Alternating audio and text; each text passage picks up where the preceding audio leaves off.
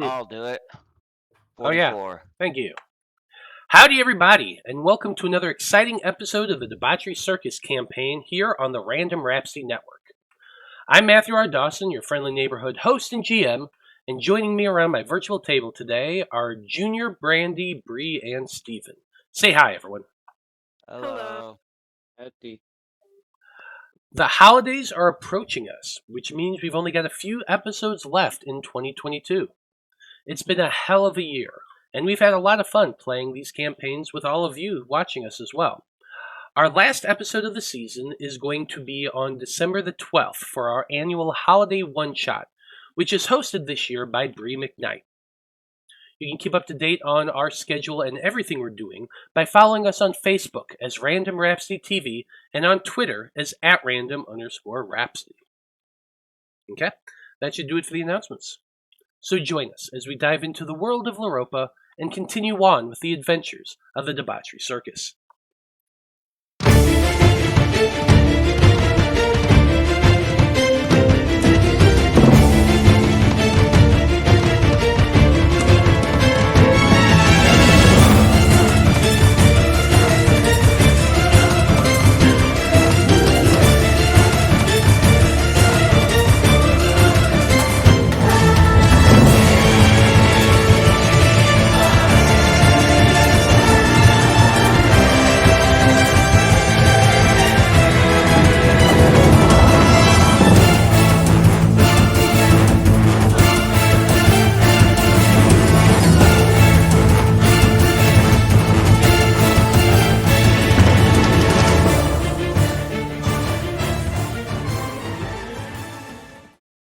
And we're back. So when we last left off, the Debauchery Circus had decided to spend some quality time in Coltrest while they waited for the commissions they ordered in North Emia to be complete.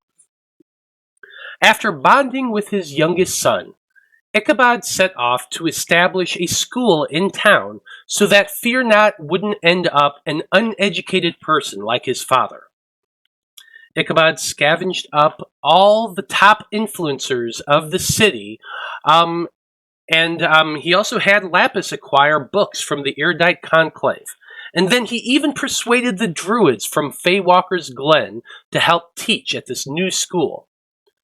Ichabod also convinced young Lord Edmund to sell him the mansion his ex-wife had stayed at for a brief period, to use that as the schoolhouse.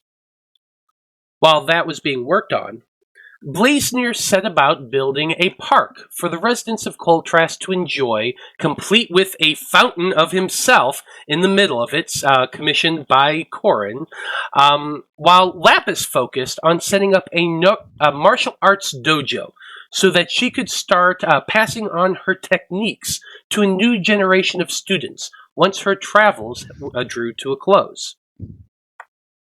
During that time, Ichabod and Corrin also finally acted on their affections after Corrin gave Ichabod a stuffed version of himself. And it was a good thing, too, for only a few days later, a group of assassins broke into the Big Top and attempted to murder the team in their sleep. Fortunately for our heroes, they proved far too much for the trio of assassins, and the squad managed to kill one and capture another, while the third managed to escape. From that remaining assassin, the party learned that the Thieves Guild had sent the trio to exact revenge on the circus for violating one of their bases. Furthermore, the trio had another nefarious mission in the town: to poison Edmund and cause chaos in town on a specific day on behalf of an old adversary, which was explained to the team through a convenient charm spell. Once Lord Edmund and the town militia was alerted to the possible threat, the group transported to North Emia once again to collect their commissions from the enchanter and also pick up the flying carpet that they were having transmuted to look differently, so there was less of a chance the Federation Zaim would be able to find it again. And so, Debauchery Circus. With your new gear in hand, you all made your way to the Erudite Conclave, where you were informed that they were planning on sending a team of field researchers to infiltrate the convent in Ranivica in an attempt to uncover just how far the Church of the Five is under the control of the Cult of the Dreamer. Given your own interests in this matter, you all readily agreed to join. And so, as you're all being led to a ritual chamber deep beneath the conclave so that you can be teleported to Ranivica, a question comes to each of your minds. And that question is, do you think more with your heart or with your brain? And Corrin, since you're the one who rolled, why don't you go ahead and go first? I think most of the time it's usually with the brain, but there does come a certain point at which things become too complex or too frenetic and the brain just sort of overloads and the heart's like taking over. If that makes sense. Yeah, that definitely makes sense. Okay. Blaznir, how about you? I would say he probably thinks with mostly his heart. Occasionally the brain, but yeah. No, I'd agree with that. Definitely not thinking too much with the old noggin. That's okay. Lapis, how about you? I feel like Lapis just kind of doesn't follow either. She just follows the flow, goes basically where the universe takes her. Follows her fists. Follows her I was gonna say fist. her instincts. Yeah. Either or. Okay, I like it. Ichabod, how about you? So objectively, Ichabod definitely follows his heart. But if you were to ask him this question, he would think that he is emotionless and logical at all times. Right, yeah. But well, objectively is not. Objectively, yes. No, I'll agree with that. Okay. Okay. Well, Debauchery Circus, as I said, you are all led down into a small ritual chamber made of dark tan stone with 6 arched columns and a wide polished stone floor. You've been led there by a research liaison by the name of Svarl Tenshun, a human woman of middling years who's been working with Lapis. When you entered the chamber, you find another conclave member in tan robes trimmed in green, who is currently transcribing a familiar magical circle to transport you all away. As you all approach the robed individual, he stands up and pulls the hood down from his head to reveal a tabaxi with gray fur and yellow eyes, who introduces themselves as Meadow in the Spring. The tabaxi says, "I have already sent a sending spell to the senior researcher Rothan." He tells you this as you're all kind of gathering around. "He is prepared for your arrival, and I have been asked to remind you all that you are being transported into the private home of Yuli's Truss, a former adventurer who is graciously allowing us to use his circle. So we expect you all to be on your best behavior while you're in his tower." Well, for sure. A bit better than our best behavior, I assume. Mm-hmm. Yes, we shall try to be respectful. Yeah, no problem. No problem whatsoever. We are in fact very hospitable when we want to be. Blaznir, I feel like you have the highest passive perception out of everybody, so you definitely would have heard the research liaison kind of huff a little bit. Yes, Lapis, that means no starting any fights. And no fires, of course. As if she's the problem. As if she's the problem, yeah. I don't start fights, I stop them. Or finish them, I should say. Yes, that's what you told the last god who arrested you. That was me. Oh, I'm sorry. Yeah, just raised eyebrows from both the conclave members, but they just shake their head and says, the Tabaxi says, "Very well. I will complete the ritual. Everyone gather close, step forward the moment the sigil alights." And you're all familiar with teleportation circle. He bends down and finishes the inscription. The circle glows, and the four of you are able to step through it. The minute you do, your eyes... hold on a second.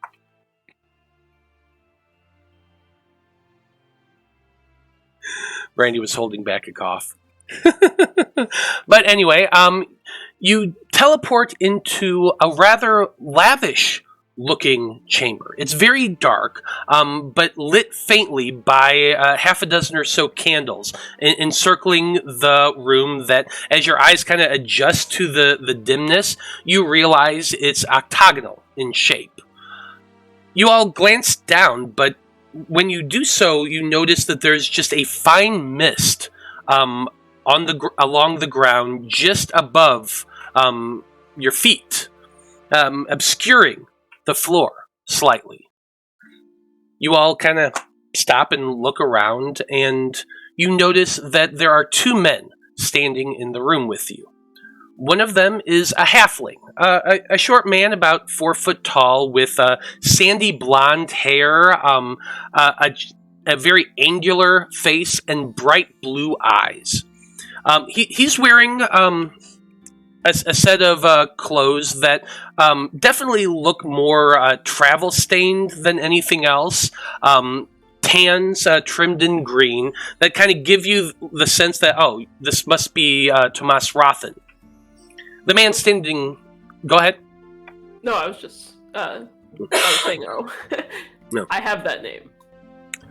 Yeah, he is the senior field researcher that you'd all been told you're going to be meeting. Standing next to Tomas, the halfling, is a much taller man. He is also human, but you can see a little bit of elven ancestry in that face. Slightly pointed ears, the eyes are a little more almond-shaped. He has dark black hair and a very neatly trimmed and groomed goatee. Think like General Zod vibes, and that's kind of where you're coming from, or where he's coming from. He clasps his hands together the moment you all appear, and the candles brighten to reveal many fine tapestries along the walls, curtains here and there as well, which seem to be blocking out the light. And as you're looking around at that floor that's covered in mist, you see in the corner that there is a small, what's the word I'm looking for? A cauldron. That's it. A small cauldron set to one side that has just smoke billowing up from it that seems to be coating the floor in that mist. Presumably to hide his teleportation circle. Yes, that's a good assumption. He smiles and says, welcome, conclave members. We were expecting your arrival." And Tomas steps forward as well, and he's like, "Well, so, it's nice to meet you all. My name is Tomas Rothen, and I am the senior field researcher with the Conclave. I was expecting you all. Master Truss here has set us up in his study for a little bit of refreshment. I hope you're all prepared for what's in store." As prepared as one can be for these sorts of things, I suppose. Yeah, I look forward to working with you, Tomas. And I take my hat off, respectfully. Before you all left, Lapis, your field researcher liaison handed you a manila envelope right before you all poofed out, and she told you to give that to Tomas. Which you do, I assume. And he accepts it and says, Excellent. Master Truss, would you lead the way, sir? And Truss nods. He's wearing very, very much velvet robes. There are dark navy blue trimmed in gold. He's like, in a way, he kind of looks like a Doctor Who villain. But he smiles warmly and says, "Yes, of course. I have tea and a small assortment of things to nibble on while we talk. Please come this way." And he leads you all out of the room into a corridor that seems to wind around in a circle. You walk around, you follow it, and you kind of walk, and you're going at an upward angle just slightly, and it just the entirety of this this corridor curves, as though you're just walking in a big spiral. Yeah, it did say it was a tower, right? Mm-hmm. Yes, it did. And it, as you would expect of a wizard's tower, very well furnished. Paintings on the walls, vases and things like that, bric-a-brac, and just little tables every so often. It's fairly stereotypical that you would think of for a wizard's tower. Eventually, he leads. Go ahead. I turn to Corrin and go, do you two know each other? Why? Because all wizards know each other? I don't know. There's like one big school, right? You tell me. Do you know every servant of the Father? Well, I like to think so. I like to think I know their soul, at least. That's fair, that's fair. Like, he's kin to you, so... I don't know, I was just making observations. Well, as you're saying, as you two are kind of talking to one another, your heads next to one another, Tomas in front of you all, walking next to Master Truss. His head is just buried in the file that Lapis gave him. He seems to just kind of be oblivious. But you are eventually led to a singular door. The first one you actually have noticed, which is kind of weird. But the door's opened by Truss, and you find a very comfortable-looking sitting room. Big plush chairs, a small assortment of books on a bookshelf, and in the center of it all, a table that is made up with a big teapot and several teacups, and a big tray filled with like cakes and cookies and things of that nature. You also see small, faint outlines of people. At least that has their general shape. They're smoky, like almost you can see through them. Corrin, if you're familiar with the unseen servant spell, it's a variation of that. You recognize it without needing to make an Arcana check. They're just slightly invisible servants, filled with what you're guessing probably smoke. But as you all sit in and walk in and make yourselves comfortable, these servants come over to you and pass out cups of tea. All right.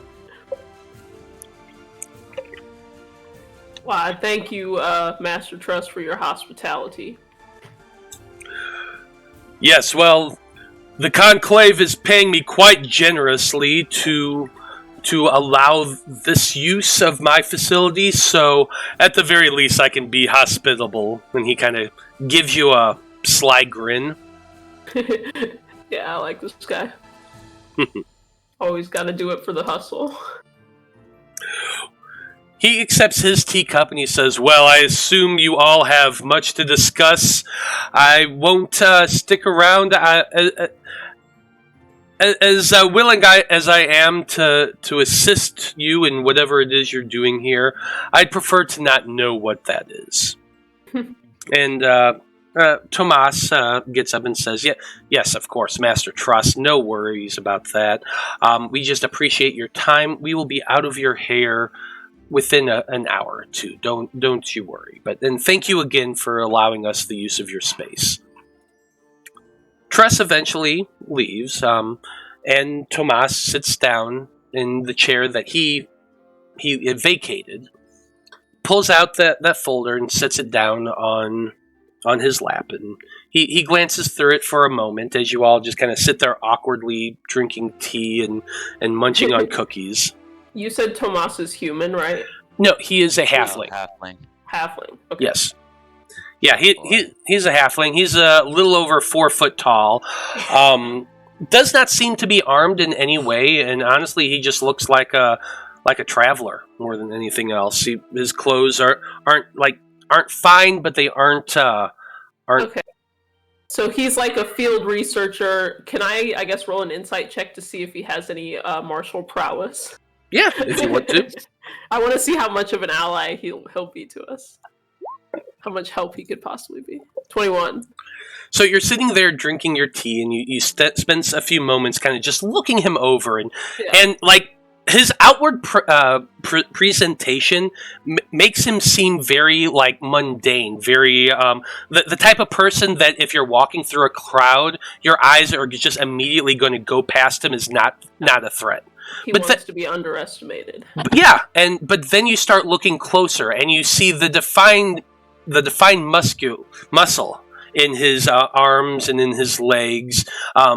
Every time, like he shifts and his clothes kind of move up, so you can see his bare skin. You can see like he's very well muscled. His hands look like they're very well used to being used as weapons. He's definitely a puncher type. Like his knuckles are calloused. Because you said no weapons. You do not see any weapons on him. But then you don't see him doesn't mean they aren't there. Mm-hmm.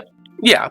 But you can definitely tell he's very strong and lean. Alright. Okay. I can respect this guy. Well, Tomas, is there anything in that folder that you want to share with us? Tomas actually chuckles at that, and he says, "Oh, this is your dossier, your groups." Oh, I see. Well, even so, there's a lot of stuff about myself I don't know. Yes, well, according to this, Lapis, your name is currently, I see here there's a few written down and crossed out. You're our actual member of the Conclave, and these are, you're all subcontractors who works with Lapis. Associates, yes. Yeah. Yeah, she's basically our boss. Pretty much. What a sense of humor you have. Tomas has a sense of humor, right?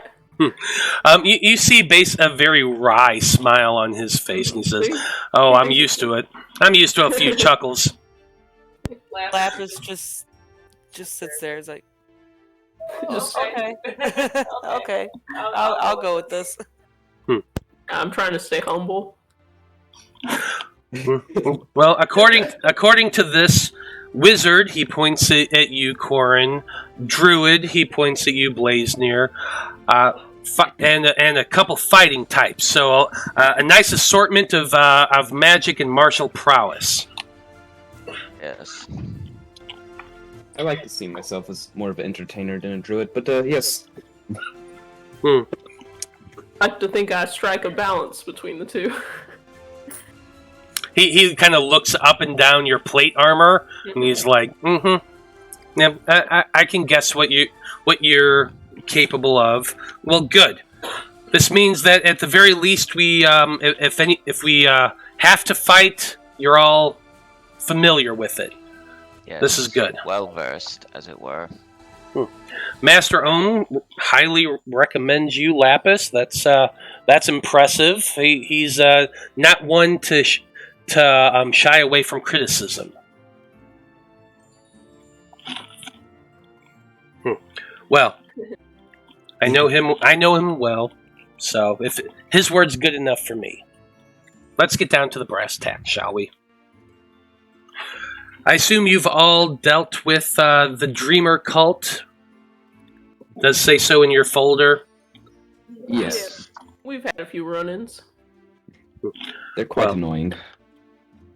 They are concerning, to say the least. Very concerning. And I've been keeping my eye on them for quite some time now. Seems to be there's two main groups. You've been dealing with one. I've had my run-ins with the other side, but it all seems to be coming together now. And, well, to be honest, we need to know what it is they're up to, and that's why we're here. I've tracked Ivik Abir, the leader of the Church of the Five, from her home in Revancia all the way back through her past. And what I keep finding is here in Ranivica. This is where she got her start. I want to know what it is she's actually up to. And it's my hope that I can find it here.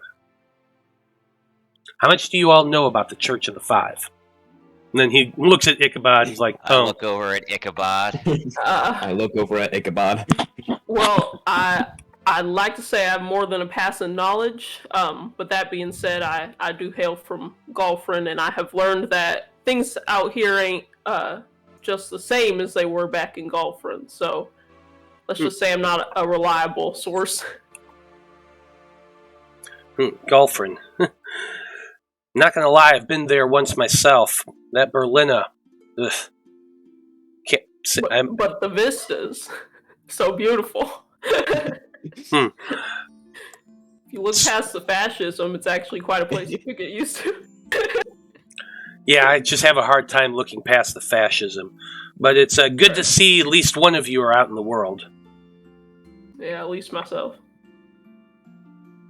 Well, should I make like a roll to see if I am familiar with Ranivica? I know we kind of learned a little bit about it in the past. I think we've actually done this once before, but go ahead and make a religion check. Yeah, I think that I did know that this is where she came from. But I only got a 12 on this one. So I'll just reiterate what you do know, is that Ivik Abir is the head of the Church of the Five. She's basically like the Pope in this world. And there's like a sisterhood here. Uh-huh. She was like, what do they call that? Why am I forgetting the word? Well, there's a convent here. Convent, that's the word. Yeah. Nunnery. Yeah. Nunnery. That's right. That's the only one I could think of, but I was like, it's not that. It's not a nunnery. Convent is the correct term. But yeah, Ivik Abir, she was born here in Ranivica. She started up at the convent and took her vows here in Ranivica, and that's kind of where she got her start. And then over the course of a good 30 years, she became essentially the Pope, the head priestess of the Church of the Five. But the Conclave also knows that she is a very high member, if not the top member, of the Cult of the Dreamer. And the Conclave believes that if she got her start here, there might be something here that connects them. And that's really what the Conclave is looking for right now. They want to know how far into the Church of the Five the Cult of the Dreamer is embedded, and whether or not there's any trustworthy people at all. And if Ivik Abir is the leader of all of the Cult of the Dreamer, she might have something here. So that's why they're wanting to break into the convent. And so Tomas kind of gives you this rundown a little bit, and he finishes off by saying, now, I'm pretty good with infiltrating. I have a few tricks up my sleeve, but the last time I did it, things fell apart with this cult. Me and another group of field researchers broke into a man named Seigman's place out in Lavaren. Unfortunately, Abir alerted them to who we were, and so we were caught almost immediately. We made it out, we escaped, and we found out what it was they were doing. They were kidnapping people and taking them to this monster beneath a lake. And were basically taking over their minds and making them cultists. So but because that happened, my worry is infiltrating the convent is not going to be easy. So we can't just, put on some nun robes and go waltzing in. Yeah, I don't think I'd be very convincing. No. And if they're being taken over by the mind, they might have a sort of a hive mind thing, like ants or something. So even if we were to, somehow disguise ourselves in a convincing fashion. No, do we have any reason to believe it goes that deep? Do What? you have any hive reason minds? to believe it doesn't? That's what I'm asking. Do we have any reason to believe, Well, one or the other? I don't know. I don't feel like I would go straight to hive mind. Prepare for the worst outcome, and you will never be surprised. Sure. Planning for the worst is not a bad thing. We already have encountered two different creatures who possess people's minds and makes them their slaves. And so we know this cult is doing that. Who's to say what they might be using elsewhere? And that's part of the reason why we want to infiltrate this convent. So is the assumption that she joined them of her own will, or that she is their slave? At this point, we don't know, because we've only realized this last year that she's connected to them at all. That's what we're trying to uncover. Did she just get raised up with this cult mentality and learned it here? Was she taken elsewhere? We don't know. That's what we need to find out. Okay.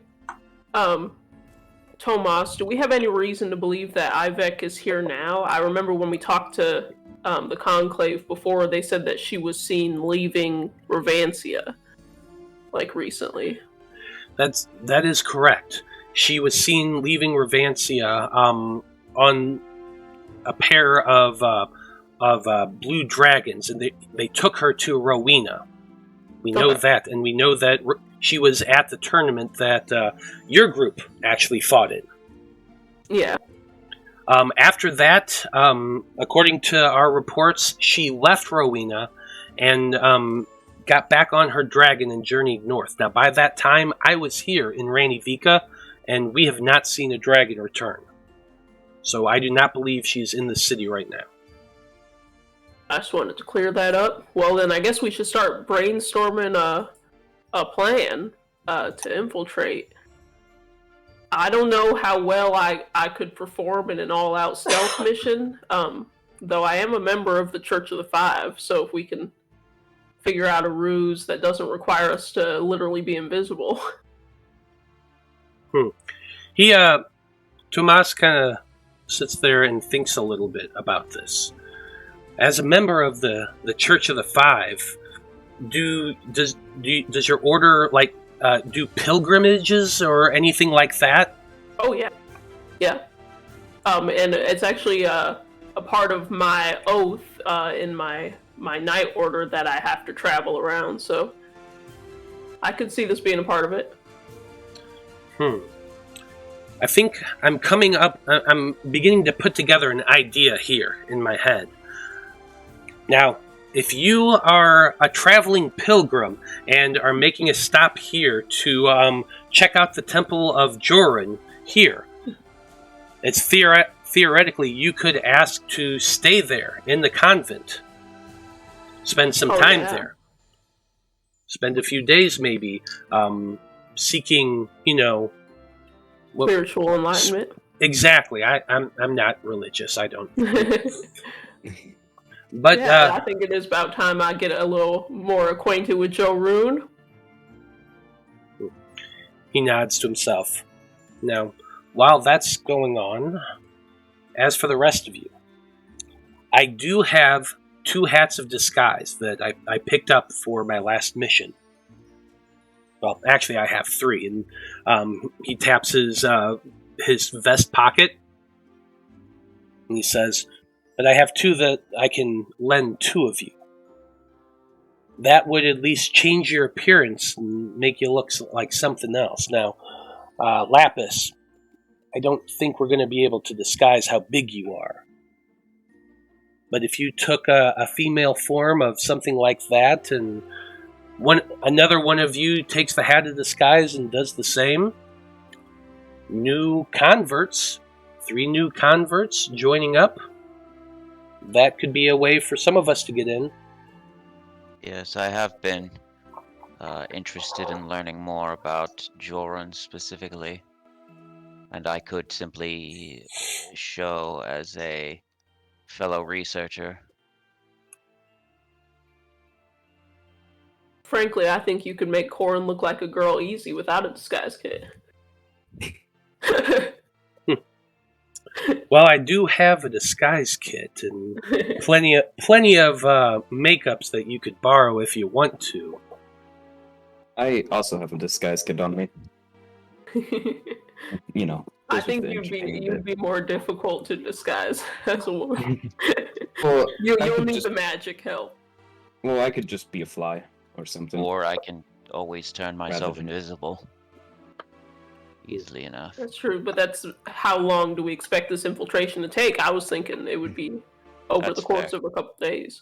It's going to take a while to search the entire complex, and that's if we can get alone. Now, getting in there, we probably don't want to use invisibility, but once we're in there, moving about invisibly, probably a good idea. Yeah, for like the smaller missions within the greater mission. Do you know if they allow pets in this place at all? I've Just 'cause you said you only have 2 disguise kits or disguise hats. well, unfortunately, I can't say for certain. I spent a few days. I've been here about 3 days now, and I've spent most of them just watching the temple and the convent. I have not seen anybody having animals coming in or out. Can I make a religion check to think if there are any animals that are like holy in our book? You know how there's like the doves, you know, like a white dove is kind of a religious symbol. Yeah, absolutely. I like it. Yeah. Go for it. Because I'm thinking if I'm staying there, and then if he was like my dove, Like a Oh, winged I only got an dove. 11. Yeah, you got an 11, and I'm going to say with an 11, there's really no actual animal ideology in the Church of the Five. It's just about the 5 gods. One of them's not a nature god. Well, I didn't study under Ilmentris, so You didn't. You don't know a lot about Ilmentris. Your focus was Balrus and his manly, fatherly ways. But what I do will... still think that could work, though. That is an Show idea. up as my familiar. It could be someone's familiar. Well, you don't want to show up like I'm a nun and also a nun wizard with a familiar. Oh no, I was simply assuming that I would show up as myself, looking to learn more about the religious side of things. Well, it is a convent, and unless you're going to be disguised as a lady, they probably aren't going to let you stay there.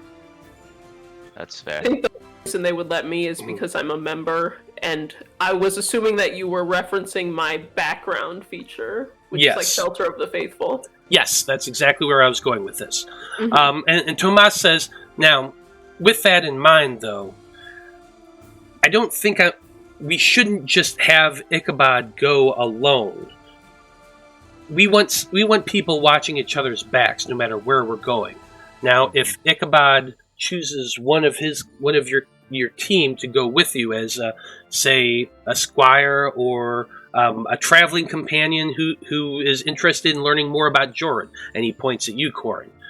Yes. Maybe the argument there can be Like that an you two are there. apprentice. Exactly. While me, Blaznir, and Lapis can use the hats of disguise and get in the other way. Well, I can't argue with this idea. Definitely makes sense. As long as they don't have, magical protections against disguises.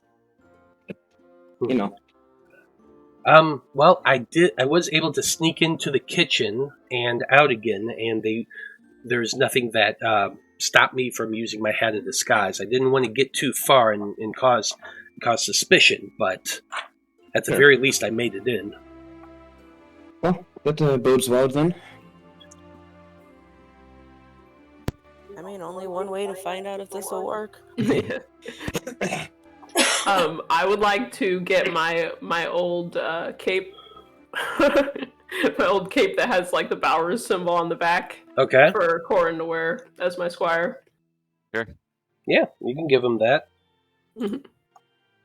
I make him wear the little white like priest collar. Not bad, not bad. Maybe stop by the tailor and get him something somber and, priest-like. Is that how you see us? Somber? Some of you, yes. He looks you up and down and he says, you do. Alright. I put my hat back on.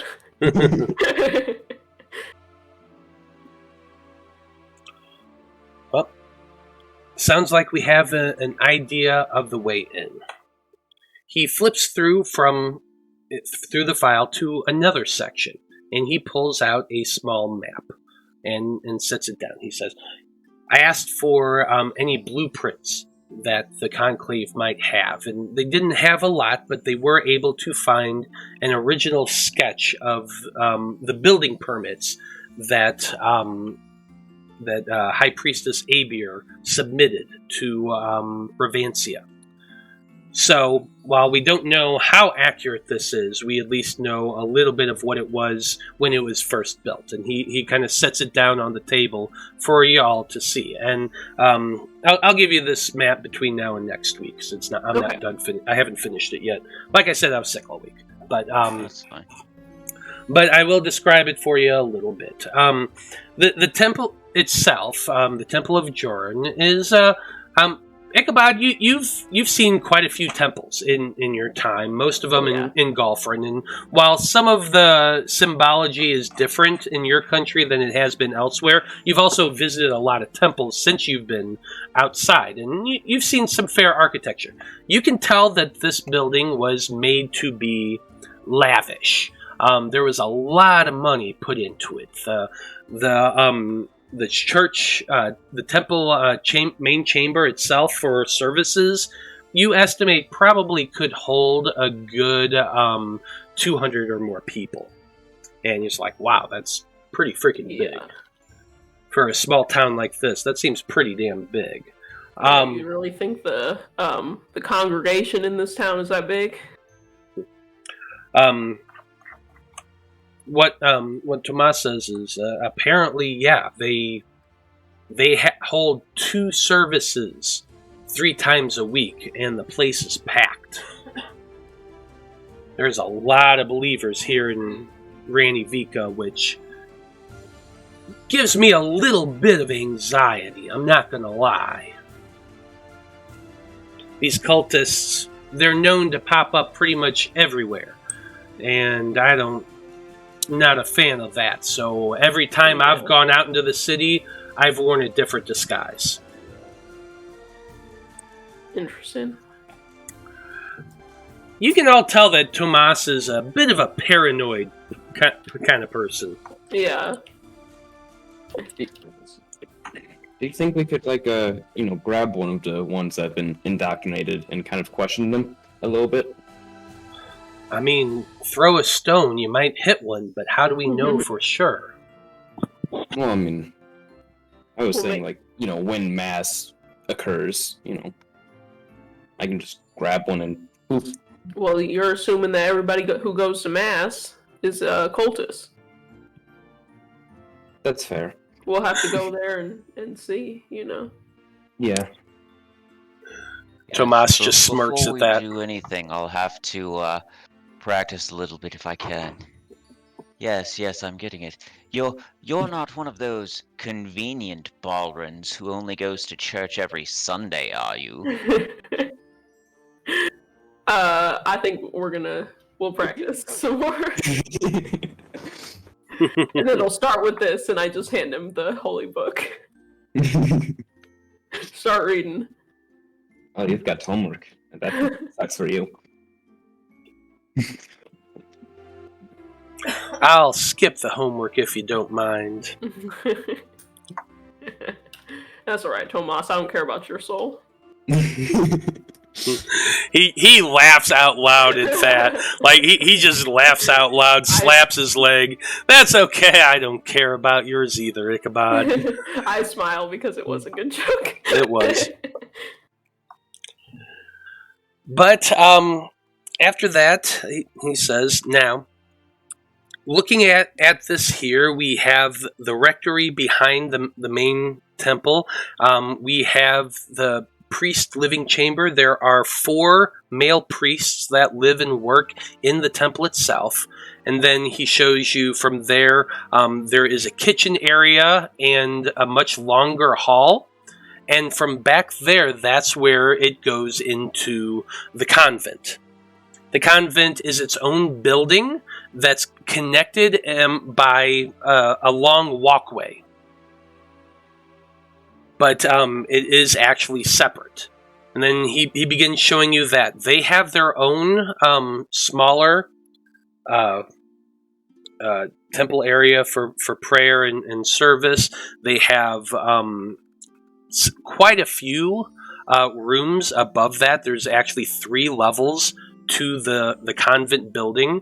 The second level is mostly rooms for the nuns, the sisters that live and reside there. Above that, there is the chief nun, the Reverend Mother's office. There's also an office that Tomas points out that is Ivic Abier's personal office in the convent. She maintains an office and a small living domicile that's connected there on the 3rd floor. They also show that below that is a stairwell leading down to a crypt area, where the nuns that eventually pass away are interred.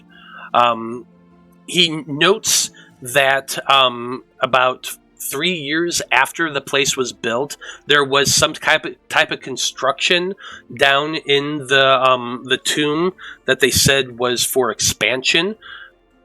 But other than that, there has been no legal recording of any other work done on this property.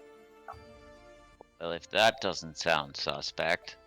Construction down in the tomb? Could it be? And Tomas just kind of smiles and says, now you understand why we're curious about it. Mm-hmm. All right. So, basically, I guess we should decide what we're going to do since we're going to be split. Who should go where? Because we need to get into Ivek's office. And we need to get into the tomb. Mm-hmm. That is true. Tomas says, well, how likely is it, do you think, that you'd be able to talk your way into getting into Ivek's office? Even if we can't talk our way, I can unlock the door. We do have some other tricks in our book. I think maybe just getting on the grounds would be enough. Though I will admit, I am not stealthy. So, but that's kind of a problem. I could probably talk my way in, though. Like, I'm a pretty good talker.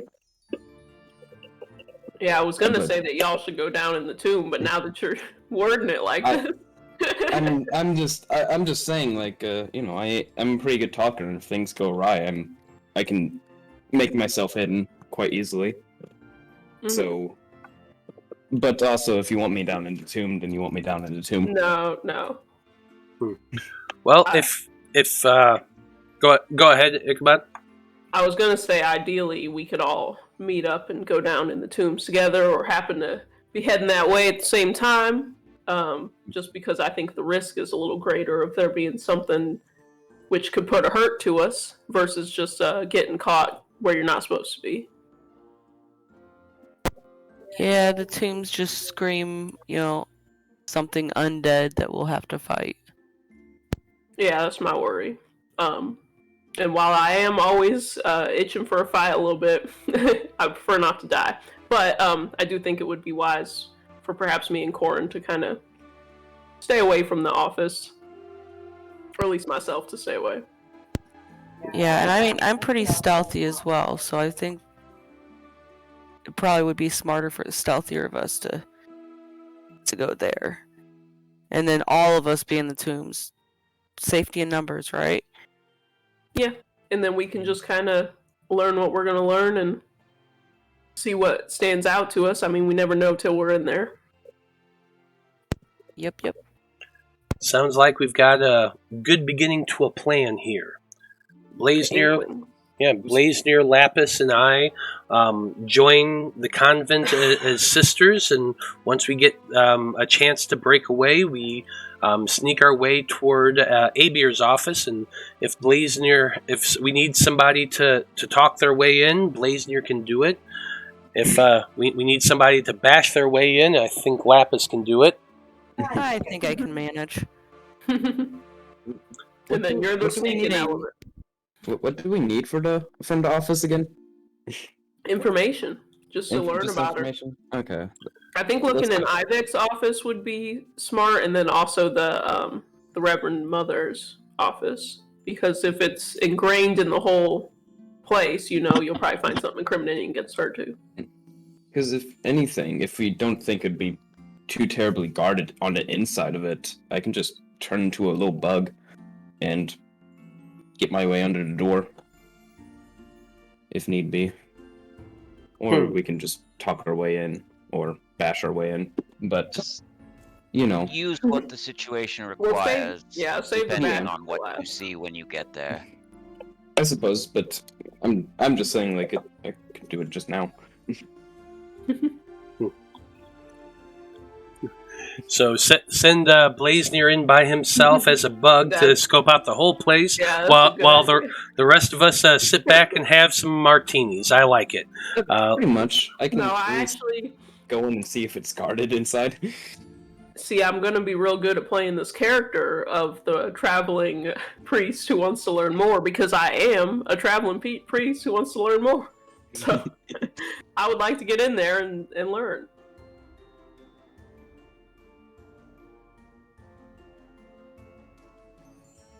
Okay. Well, then while the three of us are joining the convent, I'm sure it's going to take a little time to get in there. So maybe we'll try to join up in the afternoon to early evening, and then the next morning, Ichabod, Corrin, you make your way in and do the big show of being a traveling priest, wanting to learn more. Yeah. So I guess tonight we'll get you a proper outfit, Corrin. Cool. I think for the rest of us, we just need simple clothes, nothing too extravagant. I have a few things that I can get you. I have a little bit of money set aside for this mission, and then with the hat of disguise, you two can change your physical appearance, and then we sneak our way in. Sounds good. Everybody put your hands in. We'll break.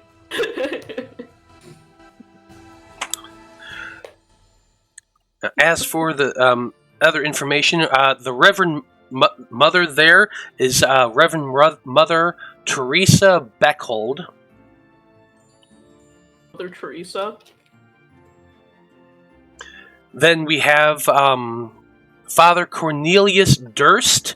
He is a dwarf, and he is the one that heads the Temple of Jorun itself. You said Father Durst? Father Durst.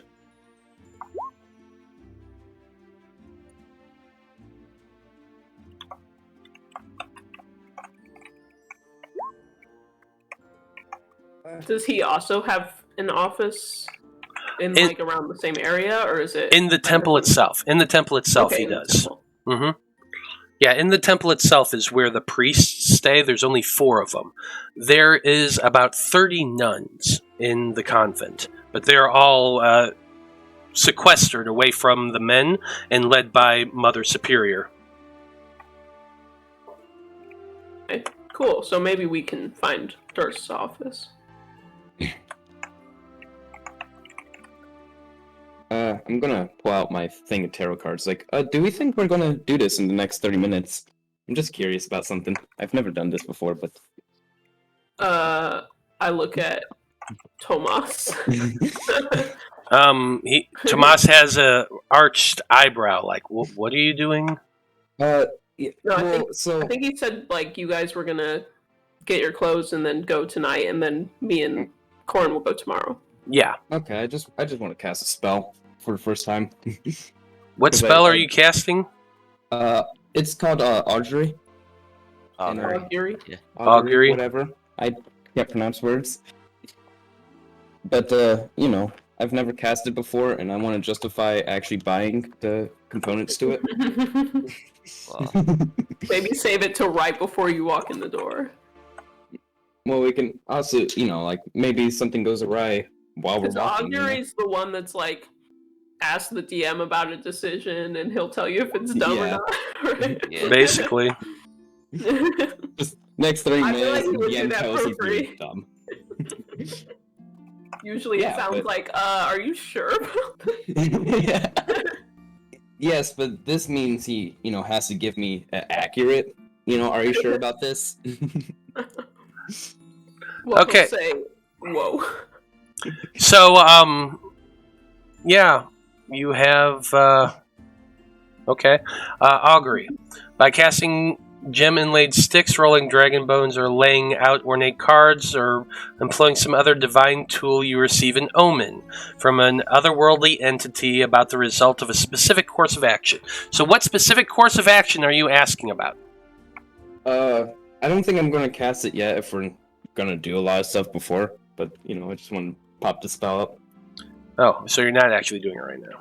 Not right now. Because It's weird that it does say a specific course of action you plan to take within the next 30 minutes. Yeah. That's so limiting. Like mhm. like for my plan tonight, you know? Like, I guess just, entering the conservatory or whatever. Is that what it's called? I don't remember what words you guys were using. Convent. Convent. Dumb as hell.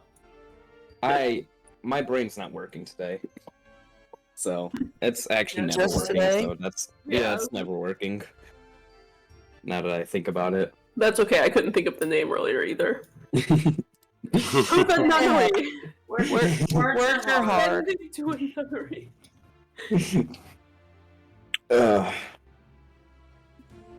Right. Real goof 'em ups. That augury spell will just tell him that it's actually just been a big plan, secretly by all of us, to take him to a nunnery and leave him. Yep, that's it exactly. It's all just smoke and mirrors. There was no cult of the dreamer. How do you It's solve all a him. problem like Blaznir? Cast fireball. Murder is not the answer. Isn't it, though? Okay, you've convinced me.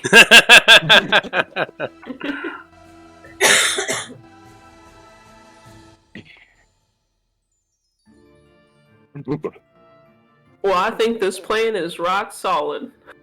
There's no way anything can go wrong at all. Well, you know what they say. Everybody's got a plan until they get punched in the face. This is very true. Okay, but with that, you all take a moment. Tomas gives you, Blaznir, and you, Lapis, a hat of disguise. It's actually a very simple thing. It's just like a few folded pieces of cloth that's been stitched together that you can pop on your head. It's almost like a kind of what it's. I can't remember what they're called anymore. It's not the yarmulke; they're bigger than that. They kind of they're like the beanie that goes over the whole head. Oh, those ugly hippie hats. Yeah. Yeah. But it kind of looks like that. But when once you attune it,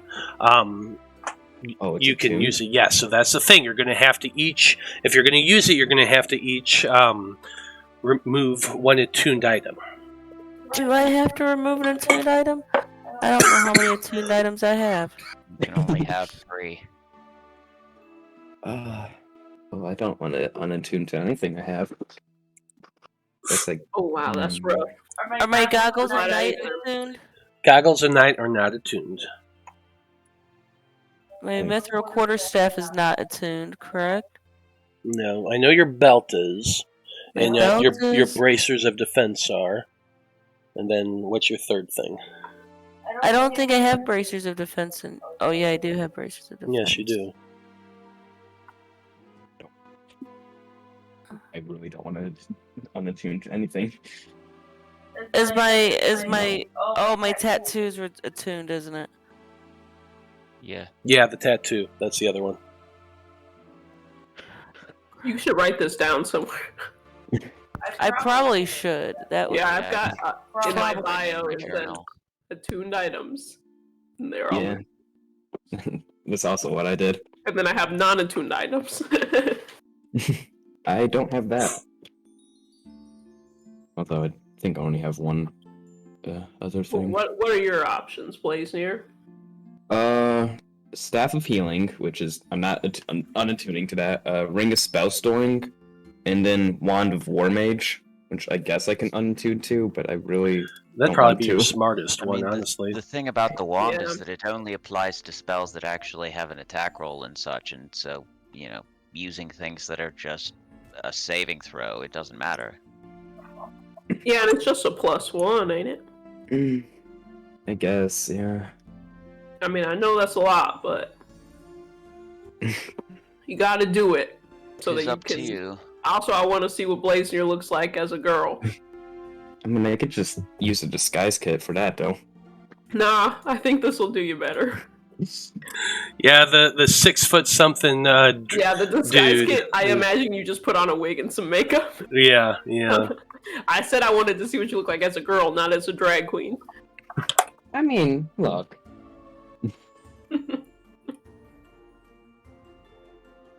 There are 6'7" girls out there, okay? Do you think? Don't hate. Don't do you They're think- called Amazons. hate. Don't hate. Okay, so since this is just like we're only doing this temporarily,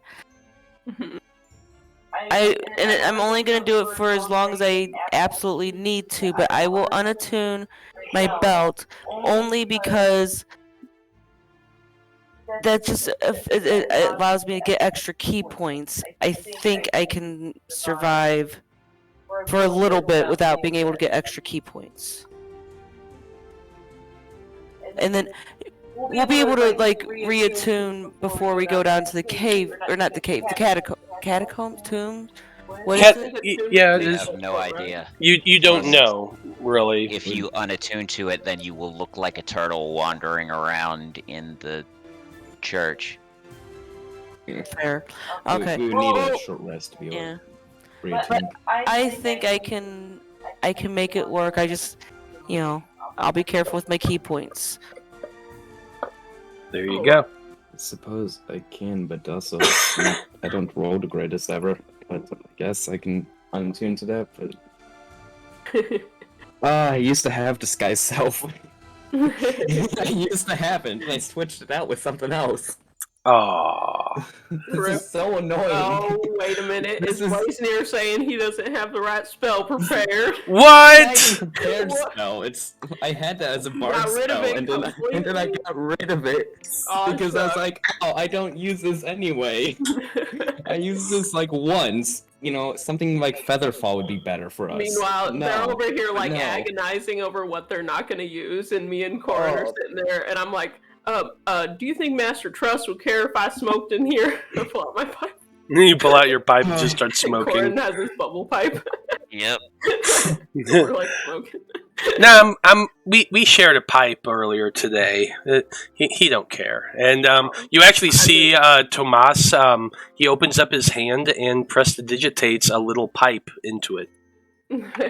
Tomas is funny. I like him. Okay, me, Tomas, and Corrin are just smoking, and you guys are like, "No, I don't." I'm just gonna be a bee. That's enough, right? Blaznir just unattune from it. If you can't live without it, you shouldn't have it in the first place. No. We fight like. Yeah, do you see how long I sent away my armor for? It was a long time. Out in the desert, I couldn't wear my armor. You make sacrifices. Well, yeah, but I mean, not me. I just like having the ability to hit things. You got a sword, don't you? Fireball, don't you? Yeah, but, He doesn't. yeah, I don't have fireball. Because pretty much all my spells are attack rolls. My God. There's some that are Alright, well then what else you want to get rid of? Healing? Who needs it? If I die. That staff has saved us so many times. And what's the other one? this ring of spell storing. Oh, that no, has that was Revivify in it. Yeah, that was too good. Can't unattune to that. Listen, Blaznir, to be honest, you ain't hitting that much with your spells anyway, so it's more so with your summons. Which is why I need it all the more. Because I don't hit anything, and it's like, then I'd be missing even more. Yeah, but your summons will be hitting. I think those are also spell. Are those spell attacks? No, I think it uses the attack of whenever you summon. So. Yeah, it does. Yeah, that's when you're most effective, is when you get other people to fight for you. That hurts. It's a compliment, Blaznir. Come on.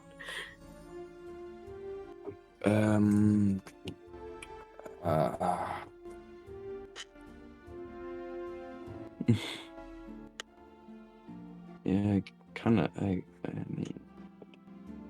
mean, it's not. You don't really got an option. I suppose not. No, it is my spell attack modifier. The hit. Oof. Yeah. That. Oh wow. Yeah. My option is be like a fly for 8 hours. No. Because you can't fight as a fly anyway, so it doesn't really. But I can pop out if we get into a fight. I can pop out and start fighting. Yeah, but you can't talk as a but fly. then you're just exposed. Well, if we're in a fight, we're exposed anyway. Maybe. I will only if we get in a fight. I will only pop out if we expose ourselves. Just get rid of the freaking wand. It's not that big. It's not that big deal. It's a big deal to me. While he's stewing over this, I'm just dishing with Ichabod about what colors I should wear. That's also. Here's your options: black, brown, tan, or white. Well, I'm already wearing white, so white it is. Well, it is a good color on you. But I think we'll still get you some black anyway. Why can't I just be a fly? It's not that bad of a deal. Because you said what you were bringing to the table was your persuasive skills, and a fly is not persuasive. Right. It's better if you can just exist as yourself, because then when you need to rest, like say you're in there for a whole day, you can just go to your room and rest, and you don't have to worry about being discovered. So just be in there, disguised. And now, correct me if I'm wrong. I don't know much about that, wild shape stuff. But isn't it limited to how long you can do it? It's like 8 hours. If I, use all my things, but then I can also, if I need to, I can find a hidden place and polymorph. So it's like, But with the hat, you don't have to. But yeah, it's but with the a hat, I have number to of limit hours equal to other half druid capabilities. level rounded down. Yeah, which is 4 hours, and then I get 2 uses. Yep. So 8. I don't know. I still think the hat is going to benefit you more than the +1 wand. Actually, you wouldn't be able to Or turn just get into rid a of some fly stuff. anyways because you're not an 8th level druid, so you can't turn into something with a fly speed. That's I true. am an 8th level druid. Oh, are you really? now? Whoa! Yeah. Throw back to when we leveled up. Oh yeah. No, I've been 8th level for a while. I thought you'd only been taking bard spells or bard levels. Yeah, I hit level 8 with druid and then taken bard levels. Ah, okay.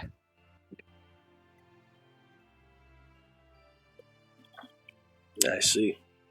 And yeah, but You've heard our opinion. You're going to do what you're going to do. That's where I stand.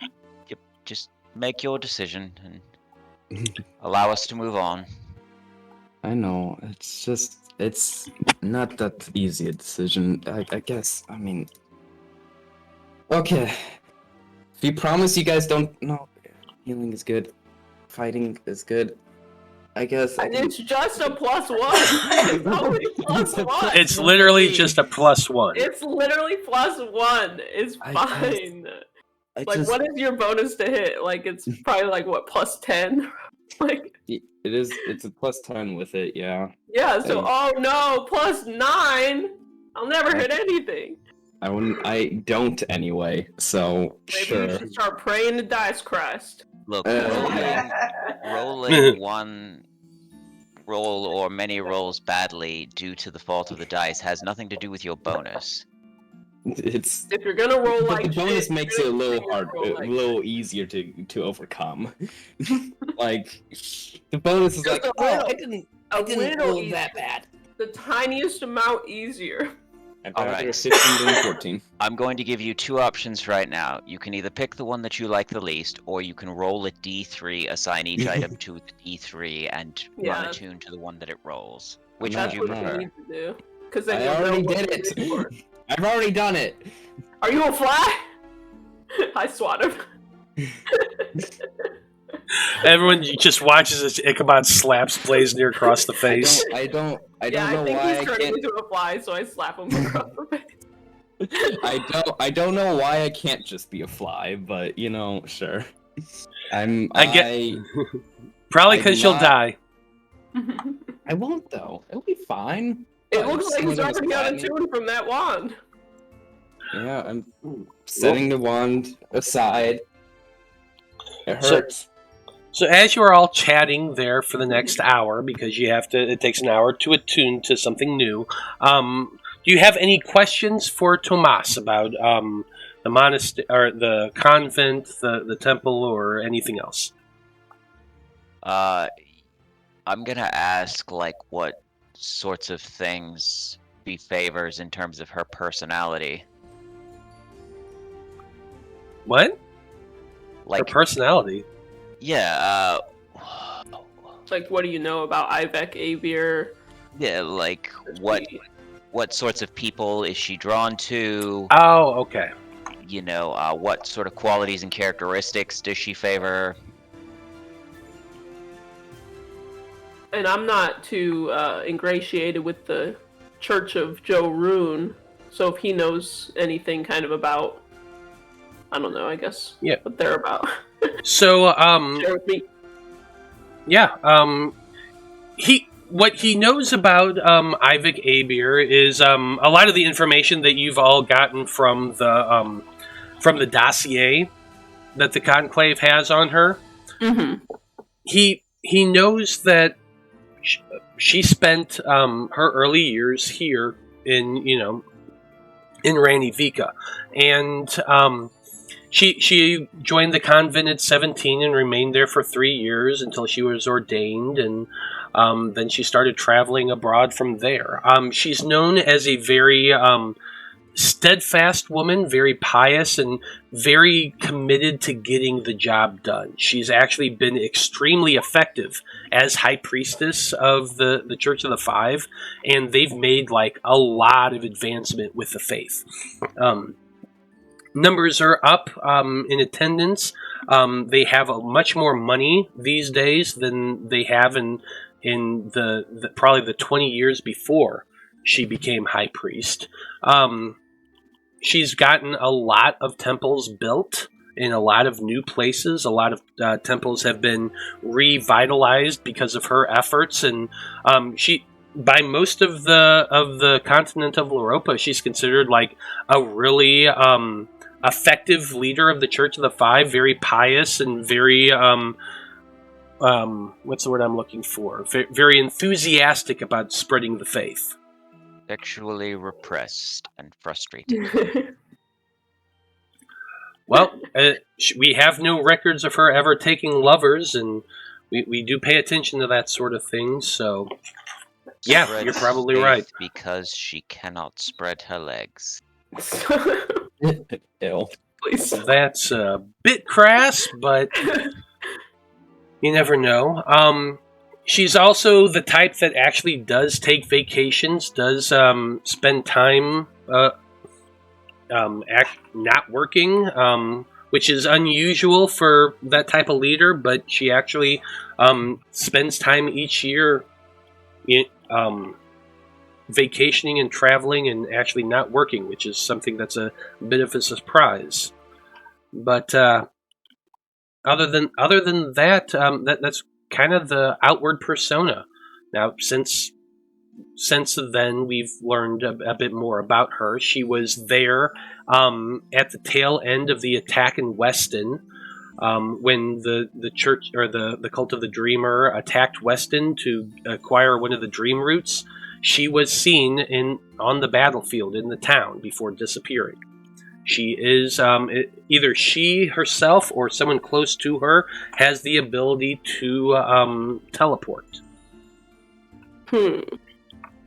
Other than that, we know she traveled to Revancia in the Kingdom of Hyrulean and was overseeing things there, and also traveling back and forth. We know that after she acquired the Dream Root, she traveled to Ranivica, but then left again, and then traveled again on the back of blue dragons.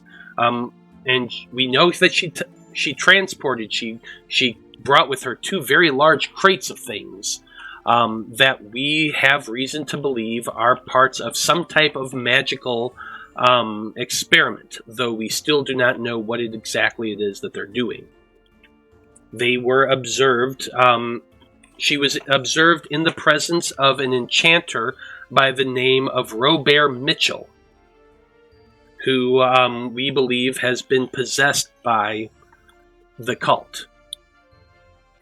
Possessed. Another adventuring group known as the Fab Five witnessed her in the presence of Alamia. Or not her specific, not what's her name? Not Aviak, Abir. but not Abir, but the cult. They've encountered the cult using Lamias to cast Geas on people. And that's the current belief, is that this Mitchell, this enchanter, has been possessed by a Geas. How do they control the Lamias then? From what we've been able to tell, at least the one Alamia they encountered was actively working with Sigmund. And he introduced her as his wife at the party. I was actually not witness to that. I was underneath the mansion in his makeshift jail where he was keeping travelers, people he was planning on turning into cultists. Yeah, I'm kind of, looking through the dossier now. I see you were a captive for a while. Well, I mean, it does happen. I was investigating the cult. I had been following them on their way from Ranivica to attack Weston, and during that time they captured me. Yeah. It wasn't pleasant. He's like the head dude, basically, on this research. He is actually. Yeah. Tomas Rothen is the first person who uncovered the Dreamer cult and brought it to the attention of the Conclave. Cool. So he knows I a like lot. Tomas. Yeah, if you have any other questions about it, he is the current authority on the Dreamer cult, and that's why he's here in Ranivica. You know, Tomas, I got a feeling between now and next week I will come up with questions. Fair enough. I'm sure I'll think of a lot of important things to ask you once it's too late. Probably. Anybody else have any questions for me while we're here? Not that I can currently think of. Fair enough. Tomas, other than being really into the Dreamer cult, what can you tell me about yourself? Well, I'm not really into the Dreamer cult, but I'm certainly the one who followed them. Yeah, but other than that, your life work? Well, working for the Conclave is my life's work. I've been a member of the Conclave for 25 years now, and I don't know if you know much about halflings, but we don't have the extended life that some of y'all races have. And he looks at Corrin. So I've been working for the Conclave my adult life. I trained under Master Ohm, who brought me into the Conclave, where I've been working ever since. I've done quite a bit. I've found a lot of things for the Conclave over the years. I think of myself more as an archaeologist than anything else, but I've always been the type that if I need to get in and sneak in, I can do it. And he kind of gives you a wink. So, Well, the I don't Conclave doubt your skills. would have vetted him after his time as a prisoner, yeah? Are you asking him that? No, I'm asking Yeah. if that would be information that they would have told us about him. Or if it was something that would be fair to assume. It's probably safe to assume that if they were worried about him with the Dreamer cult, or being affected by them, they probably wouldn't still be having him do this. Yeah. His most recent exploits, he kind of tells you a little bit about what's been going on. After him and the Fab Five fought the Dream Witness underneath the lake east of Laverin, he actually took all of the people that they saved from underneath the water and rowed them back to Weston and got them medical help from the Conclave, and then he went up to Morag for a bit, but from there he was sent by the Conclave over to Revancia, and he had actually snuck into the Ivik Abir's villa there. You catch any of the tournament? In Rowena? No, unfortunately, I was in Revancia at the time. Oh, okay. I did read about it, that you all won. That's pretty impressive. Yeah, not as impressive as if you were there to watch, though.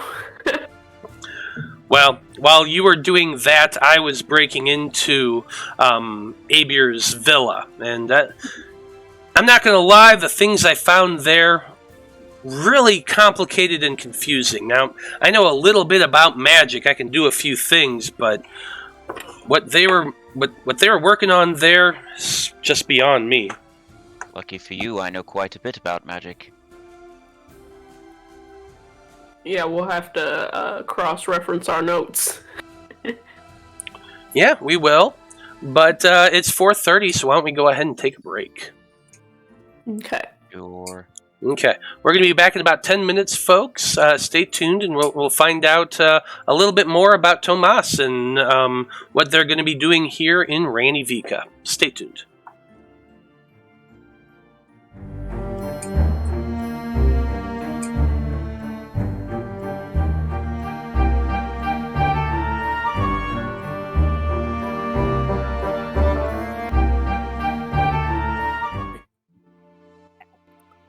Howdy, everybody. We are back. And when we last left off, the Debauchery Circus had teleported into Ranivica, into the Wizard Tower of Master... what was his name? Truss. Truss, that's it, Truss. Anyway, he left the group alone with Tomas Rothen, a halfling who is a senior field researcher for the Erudite Conclave, who has had a lot of dealing with the Cult of the Dreamer.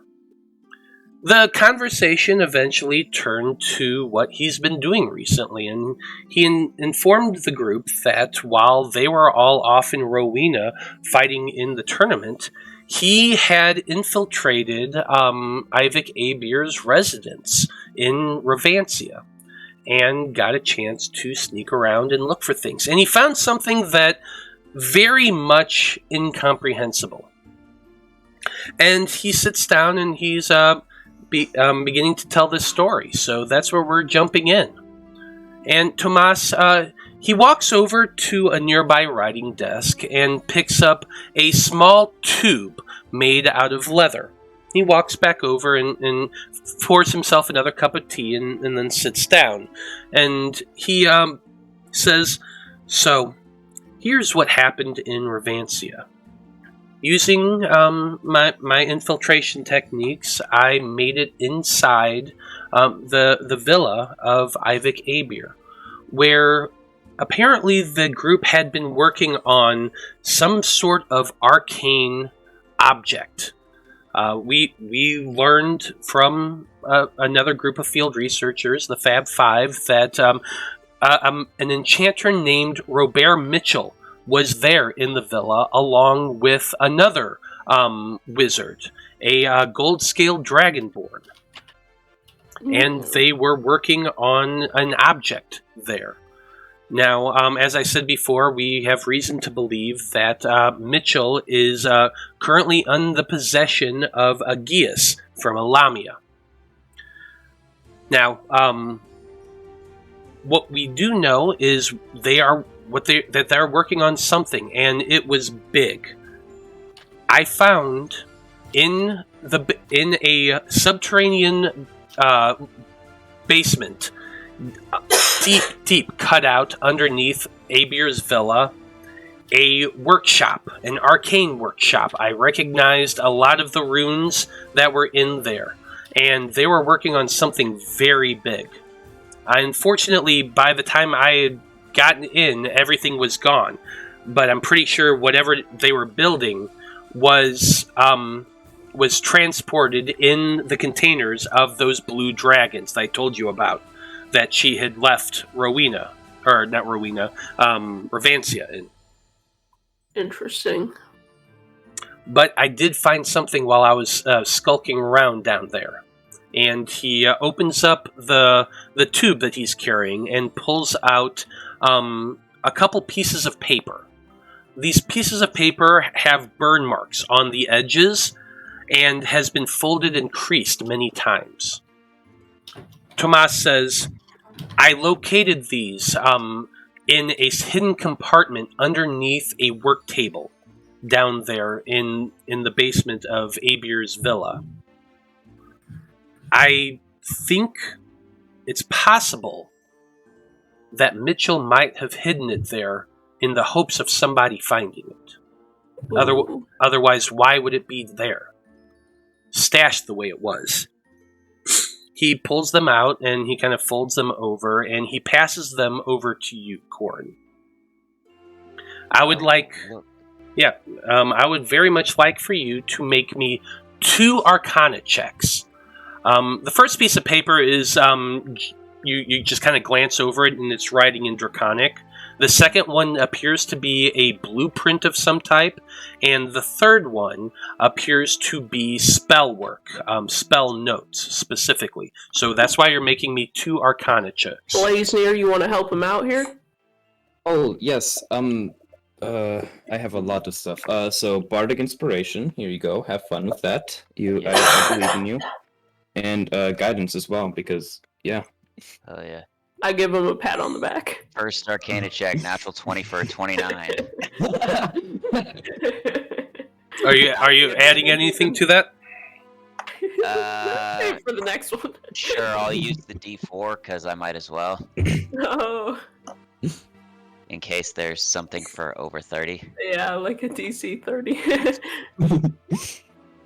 So 32. Okay. Which are you applying that 32 to? The blueprint or the spell work? The spell work. Spell work. Okay. Good thing you decided to roll that, to use that, because the DC was a 30 for this. Ooh. This is fucking complicated. And Corrin, you are a chronomancy wizard specifically, which is why you're able to understand this, whereas as you're looking it over, Tomas tells you that he had his wizard buddy look it over and couldn't make heads or tails of it. I'm like, Tomas, he's real smart. I mean, like, real smart. Well, this is what you're getting.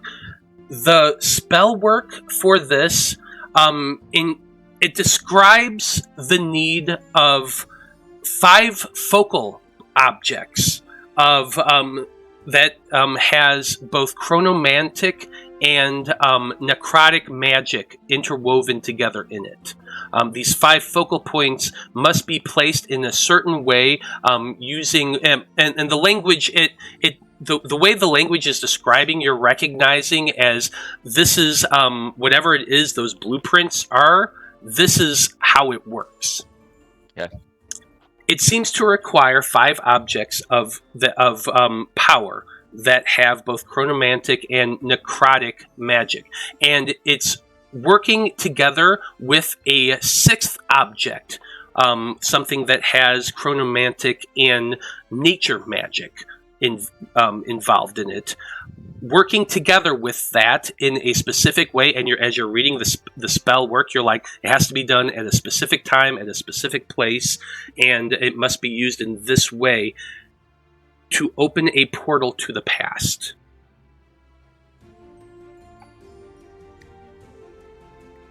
And Corrin, when he's reading this, will just kind of slowly grow more and more like concerned looking and like just actual chronomancy.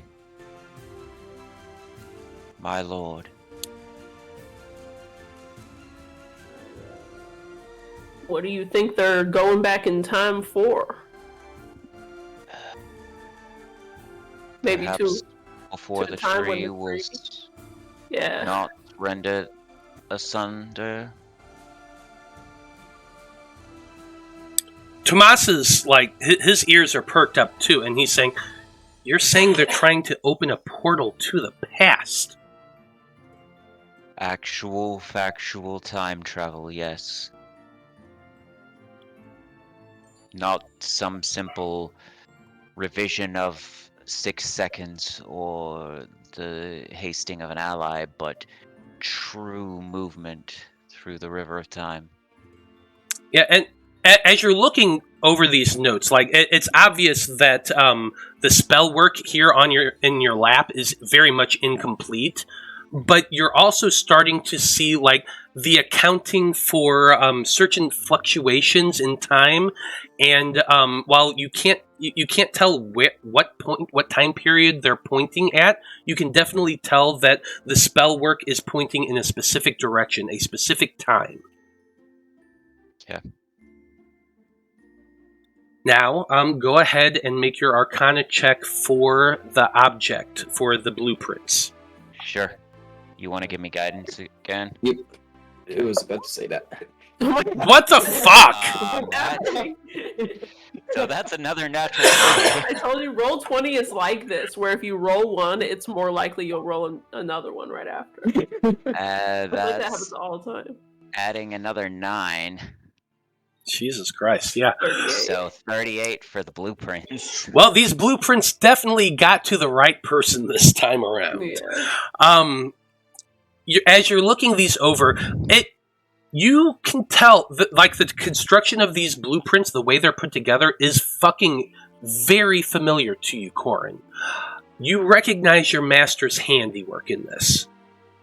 Some of the intricacies of these blueprints, and again, it's not complete. This is a section of a blueprint that is giving you, because of your massively high Arcana check, is giving you a puzzle and a picture of something that in your mind you're just like putting it together, and you can see the whole form from this section of a blueprint, and you're realizing that it's a chassis, an object to hold these objects in place in a specific way, in a specific function, and the magic that's being cast into it flows through these the outer objects, the objects that have both chronomantic and necromantic magic about them.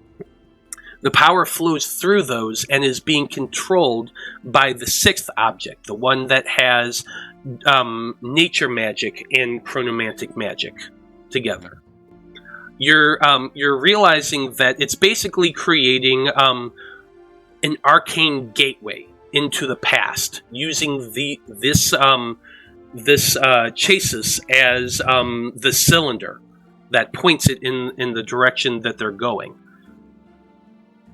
So what you know is that although it's creating an arcane gate to the past, wherever that the destination is, it's going to be physically in the same location that the opening in the present is at. Okay. Does it describe at all the objects that are supposed to be fitting into the chassis, or?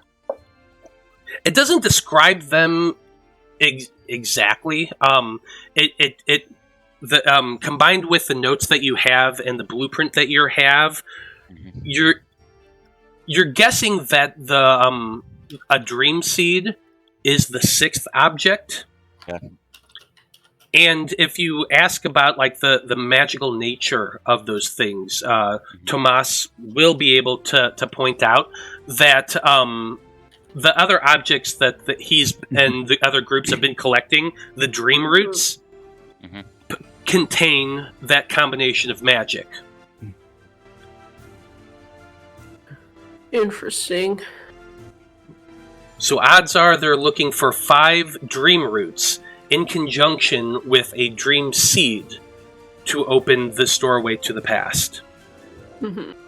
And they want to do it in the same place, and I kind of know a place that might be good beneath Coltras.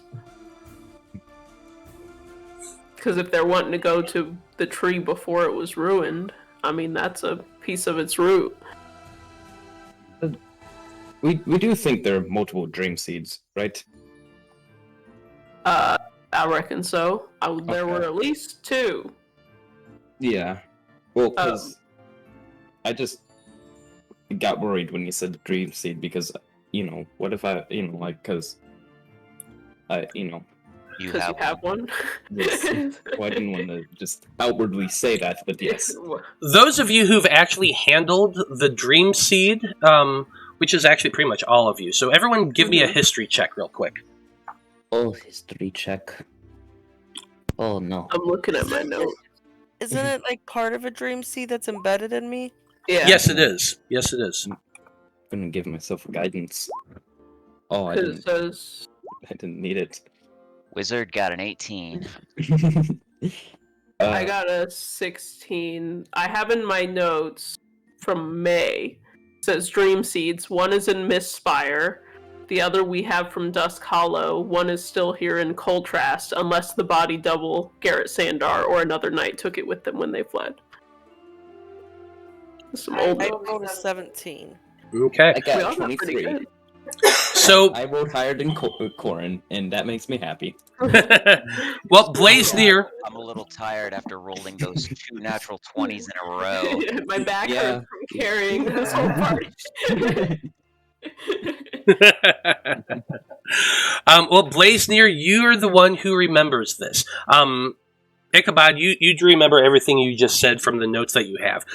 There is something that I did tell you all that I guess isn't in your notes, is that, God damn it, now I'm blanking on the guy's name. That but one of the knights the was one sent knight away that to was collect sent one? away, he was sent away to collect it. And it was so it was not in Contrast. He had taken it, he had left with one. Okay. So there is one out there, and it was in possession of one of the Star Knights, the last you know of. What about? Do we know anything about the one that was in Mistfire in the Mistfire Mountains? Like, has that developed since May? That's the one that shattered, and most of you now have in your bodies. Yeah. Okay, that's what I was. Yeah. Do I know if the pieces in our hands could be used for any of this process? Make for me another Arcana check. Sure. Guidance again, if I can. Yeah, go ahead. Sure. 15. 15. You're not quite sure, to be honest. The object described in the blueprint notes is definitely a whole one.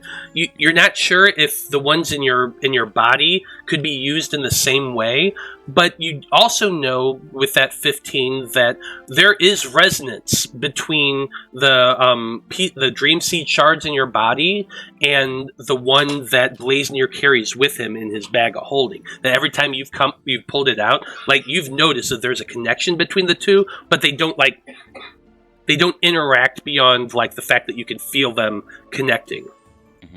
Because I absolutely don't want to end up with we rush in to stop the bad guys.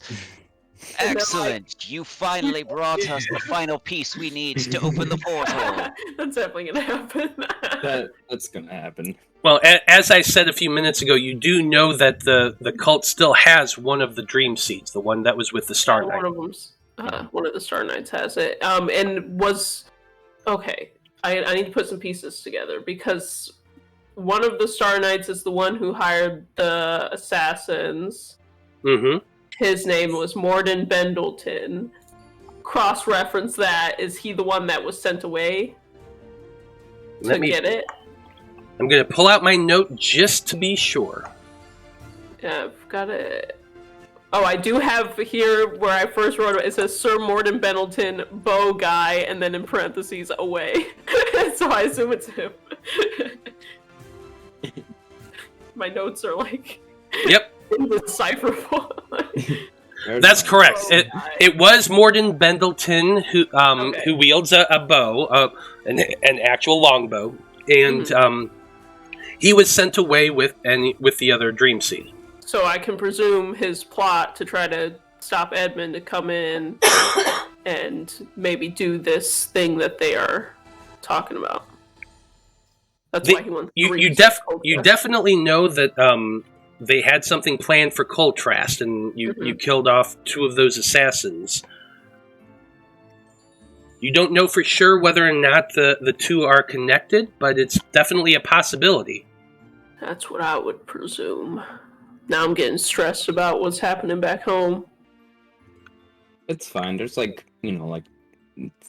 many druids? Like 3 or 4? Well, we did give them the means to contact us as well, and I'll be honest with you, I care a lot more about Contrast than I do about whatever the fuck's happening here. So if they call, we're leaving on a dime. On a what?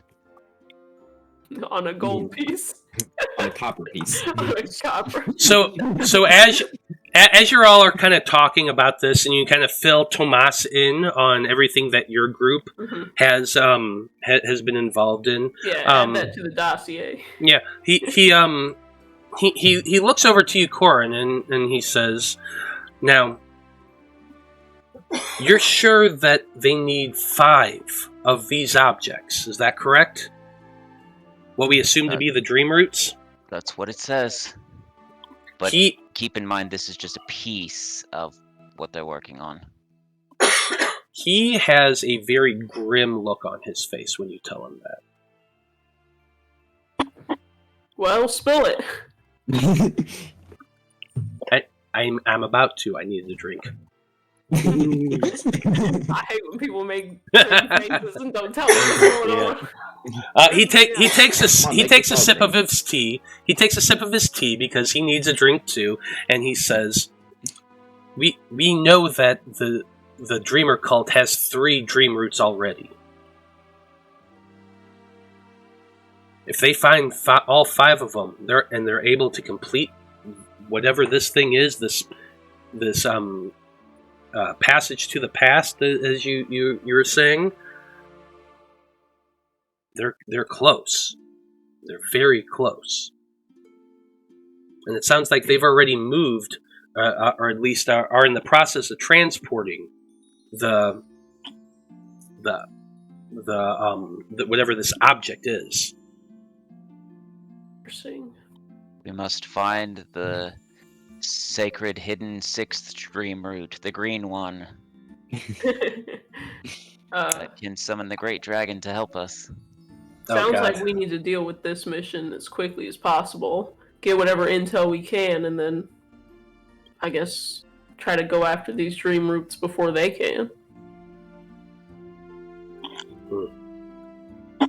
I think you're right. Well, good news is we have at least one of them that I know about. The one that the Fab Five recovered from the Shade, the Druid Grove. Feywalker's, whatever. I don't remember the name of it. Feywalker's Glen. Feywalker's Glen, that's it, thank you. So that one is currently in Outpost Alpha in Revancia. We probably shouldn't know where it is. Yeah, what if I get mind controlled? Yeah, we probably shouldn't know where it is. What if I get geist? That was foolish. He kind of thinks about that. He's like, well, try not to get brainwashed while we're in there. Oh, thanks. I'll take that to heart. You're a real one, buddy. Anyway, how many dream roots do we know of at the moment? Not where they are. Just how many do we know of? Well, thanks to a vision provided by the Dream Witness, we know of at least a dozen of them in total. A dozen of them. Well, since I don't think gathering dream roots will work. Well, since we've heard about them, we've been searching to try to find the objects. Now, from what I hear, there's currently an expedition going on in Gulfrin to acquire 2 of them. Yes. Perhaps a bit of an obvious question, but if the dream roots are limited and they need a specific number, could we not simply attempt to destroy some so that they would be unavailable for use? That's why we're holding on to the ones we have and are trying to find the rest of them. Now, unfortunately, not all of them are known the specific location of, but the ones we do know the location of, the Conclave has been sending people out to gather them up. So that is in the process of happening. Hopefully you're smart enough to keep them in different locations. Let's not doubt our dear friend Tomas here. He did tell us where one of them is. Well, he is wise.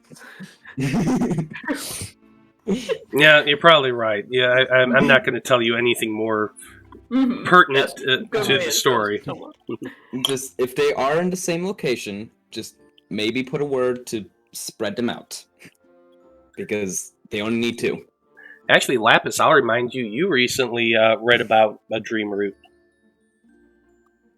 Oh, I did, didn't I? When I did all my researchy stuff. I will bring that up, because I'm sure the Lapis remembers. Oh yeah. She probably might do. Yeah. Do you remember where that one is located? Lapis remembers. Let's see here. Give me a second.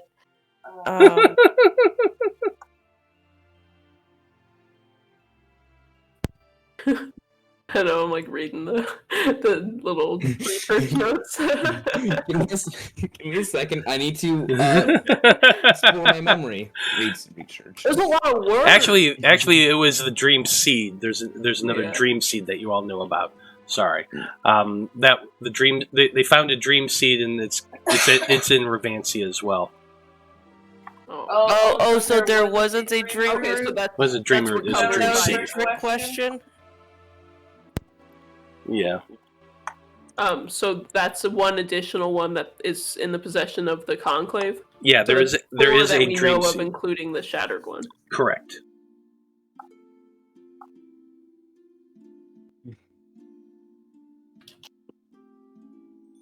Okay. Yeah. Your group is in possession of 2, the Conclave is in possession of 1, and the cult is in possession of 1. Well, I think we should just try to, because like they're gonna find other routes most likely that they need because there's so many of them. So we should probably just try to, not to find the roots and just nip the butt at the head. Right, Blaznir, we should just kill as many of these cultists as we can. Well, Maybe not the ones that are mind controlled, because apparently some are mind Take controlled. them all out. Take out the higher ups, the ones at the top.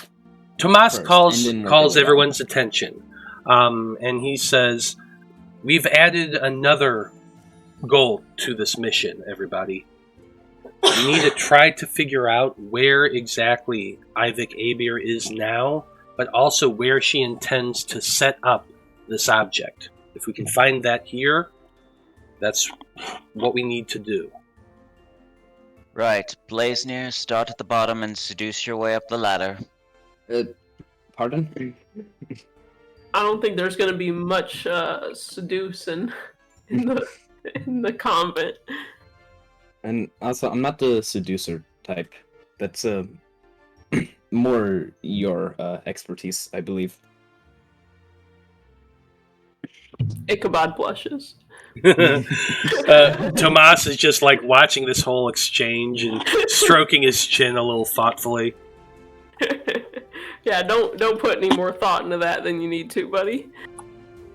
I'm just saying that I use my words well, but I don't, I'm having Tomas roll an insight check.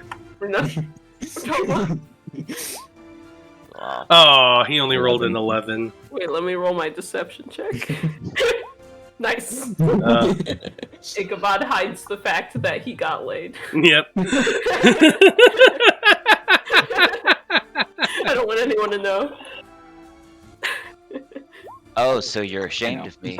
I'm just embarrassed in public. I'm a very private sort of person. I mean, Blaznir No. sleeps right across the hall, so he knows. I mean, I knew before, because, Yeah. I'm just thinking Unfortunate of replacement. the captain in Brooklyn Nine-Nine whose idea of public displays of affection is shaking hands. Yeah, that's Ichabod. Like, if Corrin makes eyes at me, I look away and blush. Try to ignore it. Tries to be stony faced, but then you get that I'm little. like, I don't feel anything. I don't feel anything. I love it. Okay. Well, do you have any other questions for Tomas? No. Tomas, you want to go get a drink sometime? I think we're going to get a drink tonight before we make our way up there. I So like we're- you already. We're doing all this stuff tonight, yes? I think y'all are. Yeah, the plan is for you all to assume a disguise, or at least the 3 of us, and make our way to a clothing store for the 2 of you to buy some, drab-looking peasant clothes. After that, we're going to change our appearance again, head over to the convent, and ask for sanctuary with the desire to become nuns. Right. They tend to And accept people in, and so that's their group's entry plan. what if they mind control us then there? then hopefully we'll resist. But I'm sure your friends will notice the change in us when they see us. Blaznir, if you get mind controlled, what do you want me to do with you? Put you out of your misery? Would they not simply die of starvation in the attempt? I don't think they feed off of mines, but I mean they might. I'm just saying, if you want me to do something specific, you tell me now, because if I gotta put you down, I'd rather have your permission. I don't want you to kill me because, that will be, kind of annoying. What if I have to? If you have to kill me because I know I am so strong and such an asset to the other side. Yeah. Obviously, such an asset. Yes, I would quite say... the ass. Good one. Good. How do you want to go? Because I got a whip and I got a long sword. I would say run as far as you can. No. Just get out of here. Because obviously I'm such a problem. Don't worry, Blaznir. I'll do right by you and I'll make it quick. Just get out of here. Because what insect are you scared of again? Just wondering. I have no idea what you're talking about. What insect are you scared of? What's your worst fear? Well, I did get bit by that snake once. Okay, giant snakes. Giant snakes it is. Yeah, but then I killed it. I love how you answer a snake for what insect you're afraid of. Well, I thought you said what insight. I thought you were saying insight. No, insect. I don't think I'm really too scared of bugs. That's my biggest fear. Everyone has a bug that they fear. I'm not too... I wasn't too fond of spiders until I started summoning them and becoming them.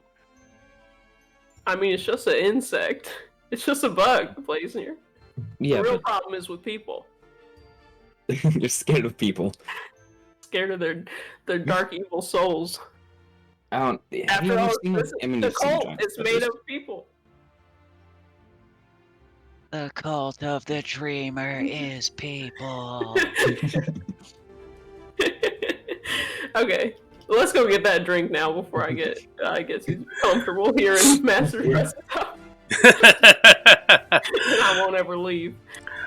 Sounds good. Tomas gathers up the papers and secures them back in the writing desk. He tells you that he's sending them over to the Conclave for their analysis, which is going. Master Truss is going to take care of that himself. You all meet up once more with your host, bid him a farewell, and make your way into the city of Ranivica. Does Master Truss want to get a drink with us? He politely declines. He has other things to do. Wizards. It's true. Stuck up.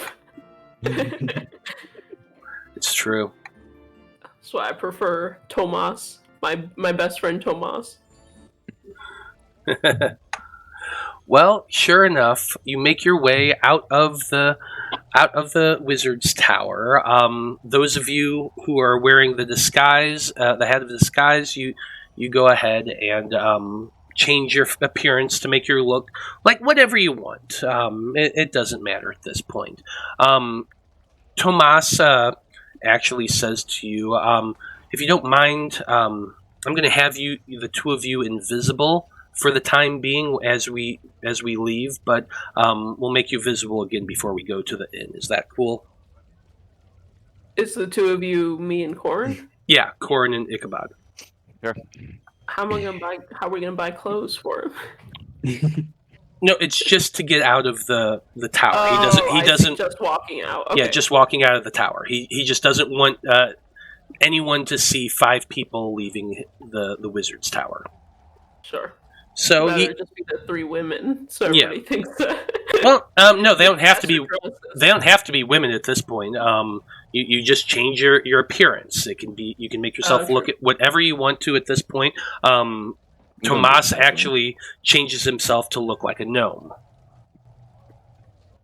But then he cast invisibility on the two of you, and the five of you make your way out of the wizard's tower, and he leads you on a very roundabout path until eventually taking you to an alleyway where he changes his appearance to look like another gnome, and the two of you turn back out of your forms, or out of invisibility into your normal body. Since talking would have given us away while the two of us are invisible, I'm grabbing Ichabod's ass.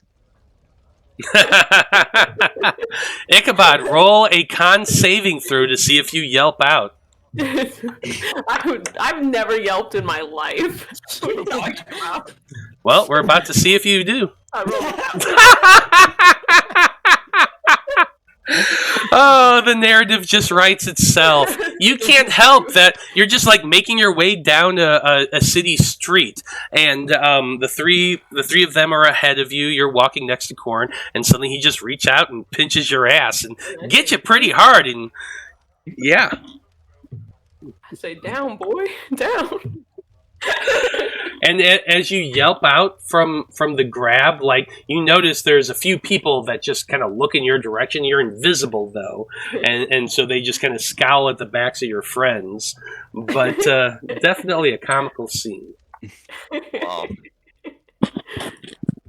Corrin, you're embarrassing me. Stop. Eventually, you make your way to a seamstress who has to take Blaznir and Lapis and Corrin to be measured. Blaznir and Lapis, you can have yourselves looking like whatever you want again. It's up to you. It doesn't really matter. But Tomas is very specific that every time he stops, he makes you all change your appearance.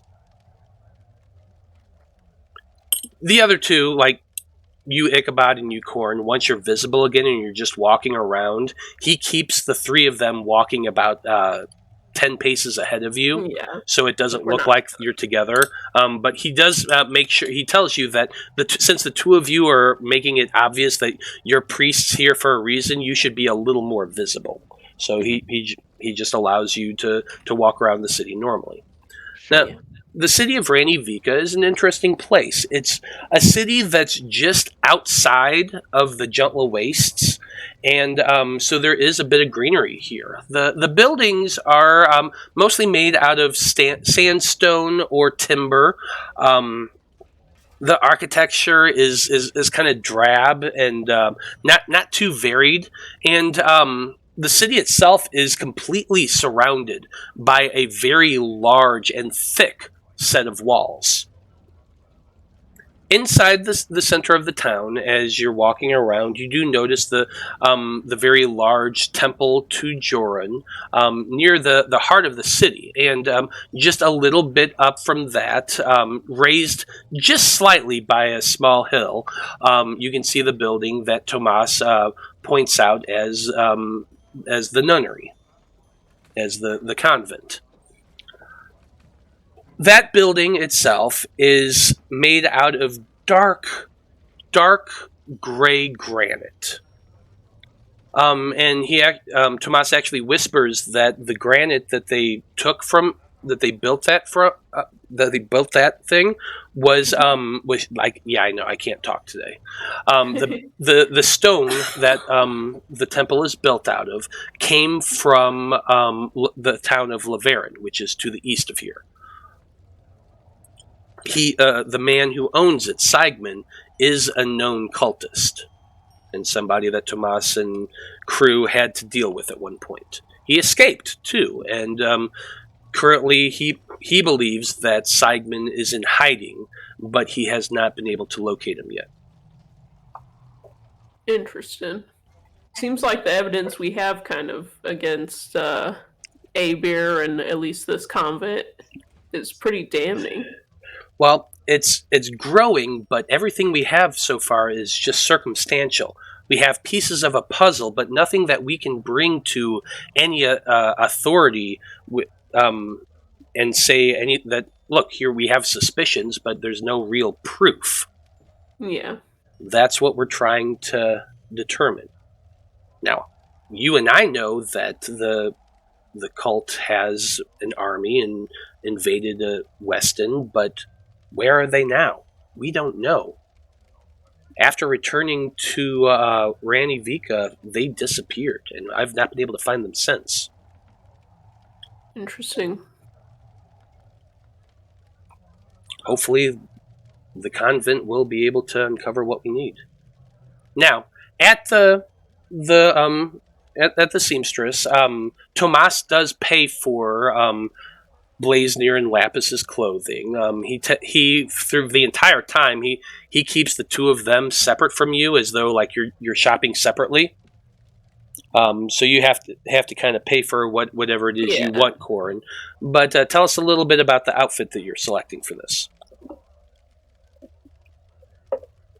Yes, person who knows what religious folk wear. What am I wearing? So I would definitely, I definitely want to dress Corrin like he is more of a student. So I always really liked the little, I don't know what it's called, but the little white like collar that priests wear. So I'm definitely gonna get him something with a high neck with the little white tab in there. Okay. And I'm guessing black and white Okay. mostly. Black and white. Yeah, probably more black than white, even though Corrin wants it to be more white. I'm the boss here. So, and then I make him wear my cloak of the father, and just kind of, make sure he's got the symbol loud and proud. I want everybody to know who we are. Okay. And then I dress exactly the same as I usually do. Usually do, just in your plate mail and all that. Oh, yeah. This works out for me because Ichabod never misrepresents himself, so... Yeah, absolutely. So I'm happy to be able to be Ichabod Sykes. For Tomas, Blaznir, and Lapis, basically he purchases just some very drab women's clothing in colors of, tan and gray and brown. Just very simple dresses. Blaznir, you're a tall one, but they're able to make a nice dress for you. Lapis, you're kind of big and you have a shell. I don't know if you can really make yourself look like too many other creatures, but you can also just make yourself look like a different turtle. Yeah, we'll play with by ear. We'll figure it out as we go. Do we really need the clothing if we're doing, Well, the disguise self may work well, but it's not foolproof. So if you have on the clothing to match the look, it's usually you fit in better. Well, I can make my cloak and cape a little more a robe like at the very least. What do nuns usually wear? Well, nuns themselves usually wear nun habits. Their specific set of robes that they're probably going to give us when we arrive. This is just when we do arrive, we're going to look more, ordinary and plain. We're assuming a costume to match our backstory. I guess, but just normal farmhand, Yeah, exactly. That's what you are right now. Well, yeah, but you would wear pants for normal. Okay. You don't want the dress get caught on the wheat, A woman wearing pants? Yes. Blasphemous. Blasphemy. Just saying, like, it's, we don't, okay. Not opposed to it, it seems a little pointless, Yeah. Tomas just kind of rolls his eyes and says, "Ooh la la, someone's going to get laid in college." It just seems a little pointless.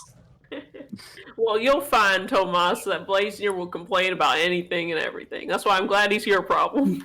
I'm not complaining, it seems pointless. How long have you been a spy, Blaznir? A spy? Mm-hmm. I mean, I did my fair share of quote unquote spying, like see what people got up to when I was a. He looks over at you, Ichabod. I understand what you mean now. Yeah, At fine. least I just this nod time, knowingly. at least they didn't put 3 different dresses in front of him and say, pick one. It just seems pointless. Well, just go with it. You're spending more time thinking about it than it takes to make the dress. It seems pointless. Well, it's not. You don't have to spend your money. And it doesn't cost very much. Tomas pays for the costumes for the 3 of you, and you all make your way to a nearby inn. It's a small place. It's not too exciting.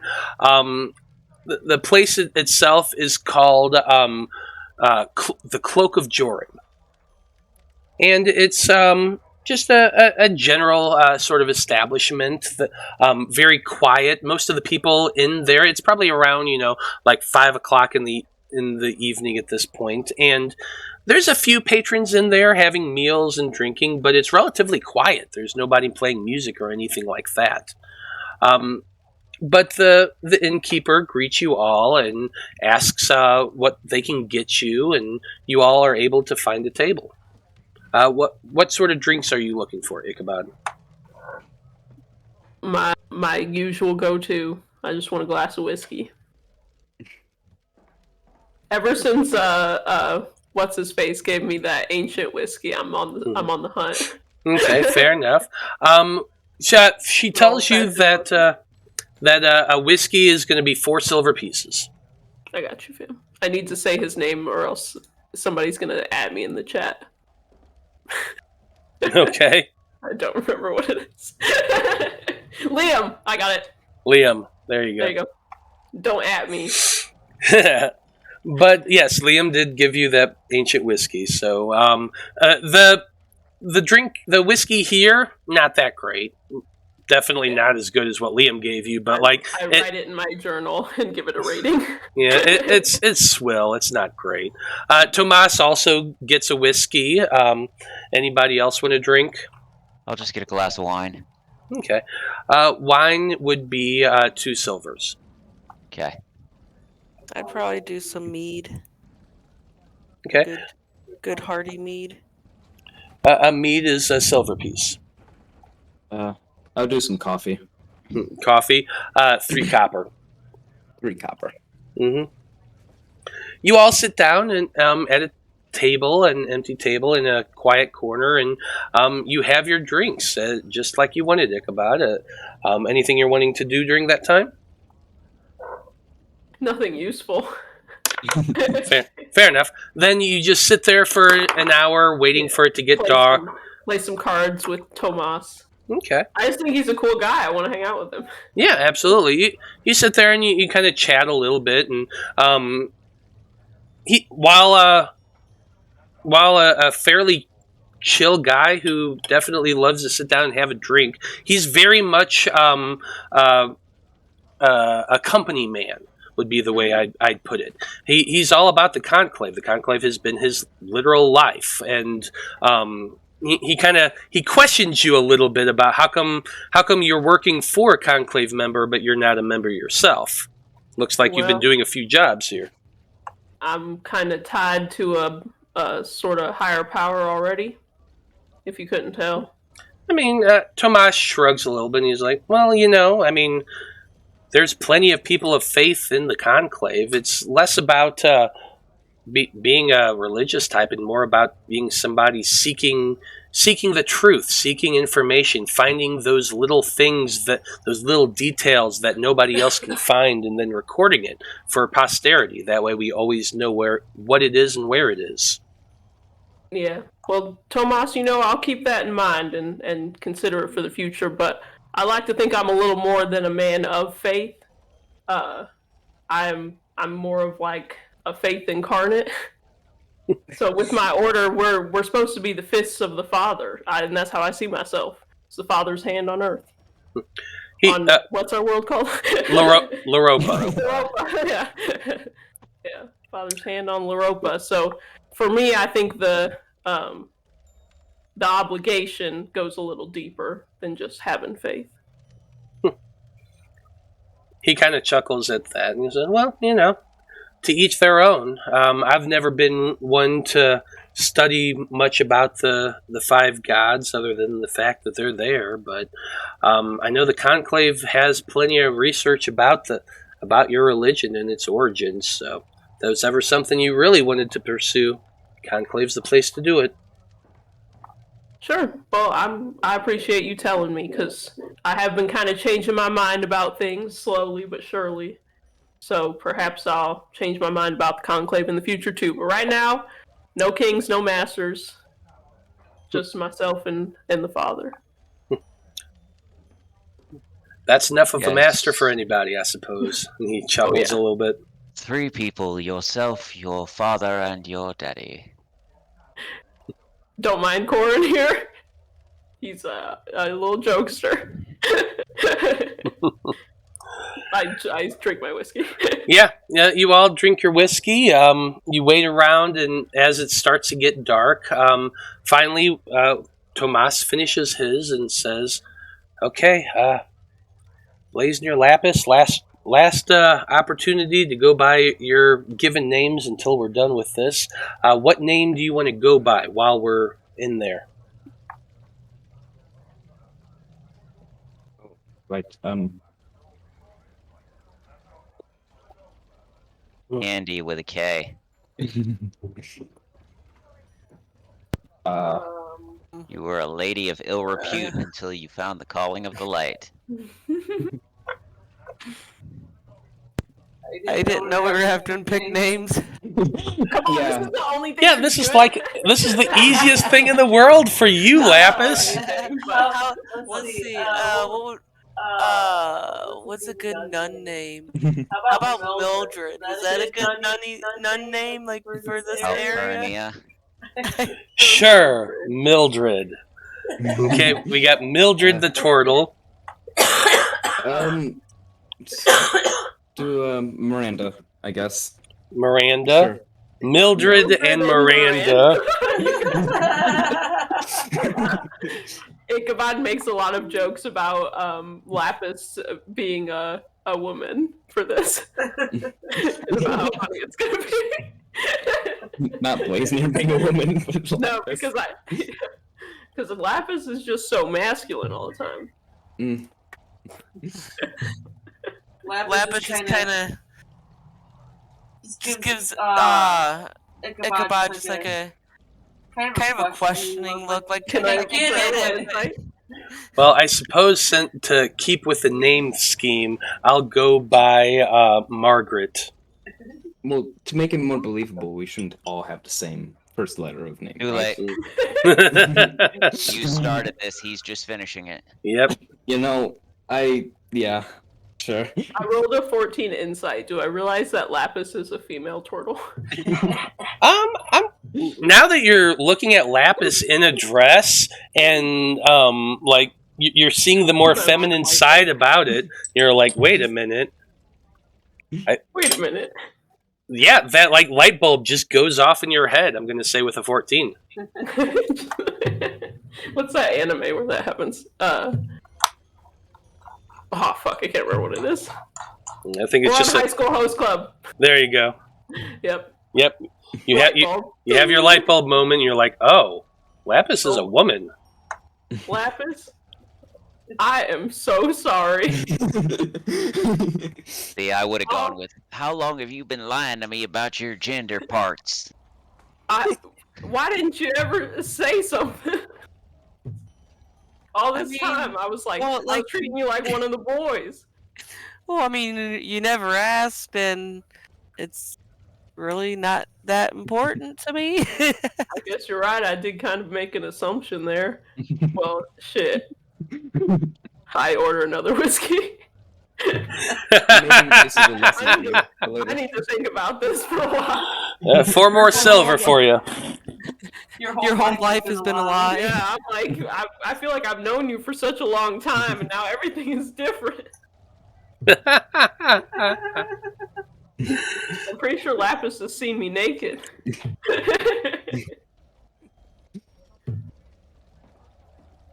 You ever heard the? To be fair, Lapis doesn't care about that until the end of her life. So, You ever heard the story of the snapping turtle and the worm? Stop. Every time I get in the hot tub, it's going to be uncomfortable.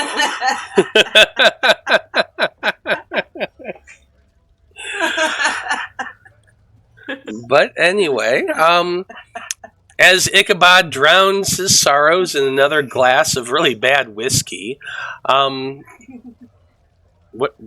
the three M's get up, and and Miranda. Mildred, Margaret, and Miranda. I'm going to write that down. All right, sisters. There you go. Mildred, Margaret, and Miranda. Well, the Father's blessings be upon you, sisters. And I tip my hat to them. Yes, I hope this goes well. One last thing. I can cast the sending spell once a day, so I will be able to keep in contact with you. Corrin, do you know the spell as well? Yes. Good man. Just in case you need to get in contact with us. And then he nods to each of you, and the three peasant women make their way out from the bar and heading up towards the temple. Now, at the temple, you find a building that is just ending service for the day. There's quite a large crowd making their way out of the temple. A lot of people. Most of the people here in Ranivica, it's actually a very mixed society. There's a lot of humans. There's a lot of tabaxi. You're seeing tieflings. You're seeing quite a few Leonins and quite a few Luxodon as well here in the city. Most of them are just typical peasant people, people living their lives here in the city, and they're making their way out from the temple. As this is happening, Tomas kind of stops the three of you, and he whispers, let's pretend that, let's just make your way in and pretend that we're sitting there waiting for everyone else to leave. Sure.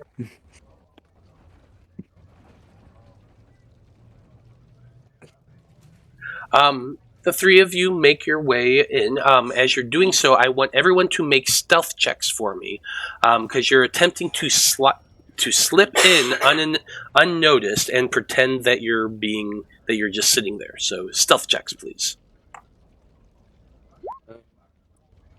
Oh, never mind. I won't give myself guidance. I don't need guidance. I was going to give. Tomas can give himself guidance. It's taking me a second. I mean, I was also going to give Bardic Inspo. It's going to give a lot, but yeah. That's okay. Still 17, 27, and a 23. Pretty damn good. The three of you easily start weaving your way into the crowd and slip into the temple. You find a back pew where people are still milling about. Sit down and just kind of chill, waiting. And it takes a while for the temple to completely clear out. There's a lot of people just milling about, talking, having conversations. Tomas kind of guides you and pretends to be praying at one point and then just sitting there. And eventually, over the course of an hour, the temple eventually clears out.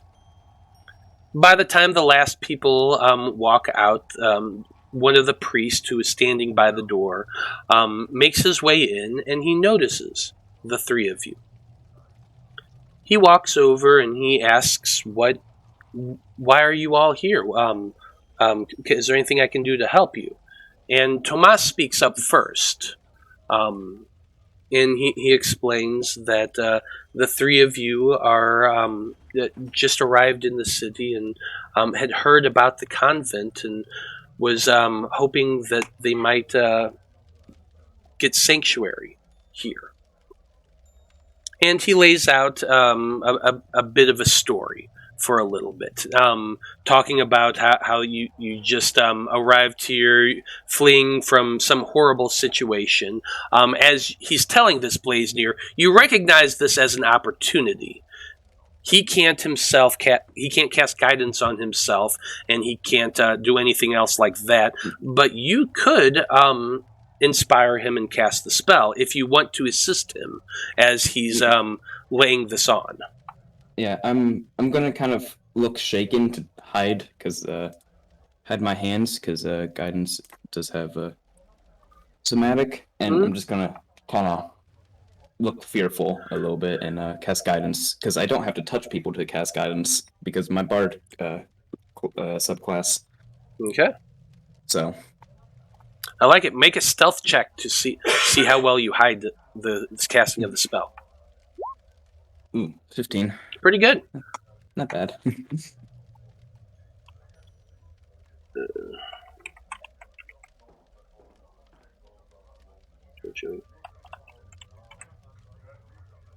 One second.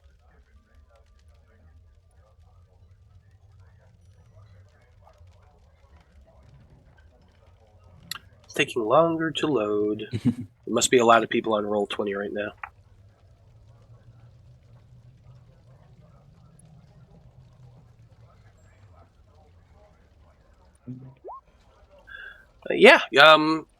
As Tomas is sitting there talking, the priest seems to have all of his attention on Tomas, and you're able to cast guidance without issue. Are you doing anything other than the guidance? Bardic Inspiration is a bit more not subtle, isn't it? It's really not, so it's up to you if you want to do it. I'm sure he's good with just guidance. Unless his deception's terrible, but that's on him for taking initiative. Mm-hmm. Yeah. Well, if you can't you give a help action by just contributing? I mean, guidance is my action. Yeah, guidance was his action. What about your other member there? I mean, it could be my bonus action, but no. No, I'm talking about... Lapis, you do have the opportunity. You can try to aid in Tomas's deception while this is going on. Mm-hmm. I mean, yeah, I can do whatever I can to help aid him in it. I don't know. So what I want from you, you're trying to add into this, but Tomas is very much like doing a big elaborate thing. What I want for you to do, give me a performance check.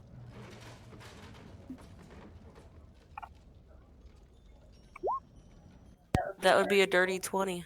Very nice. Yeah, he absolutely gets advantage on this roll. So advantage on the roll plus a d4.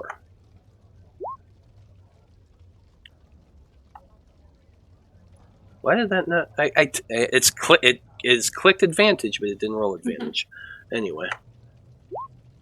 Wow. Jesus Christ. 1 and a 2. What the hell? Wow. Can you get like extra advantage and just roll one more time? No, unfortunately not. So the total is a 14. He's making here. So I'm going to have the priest make an insight check.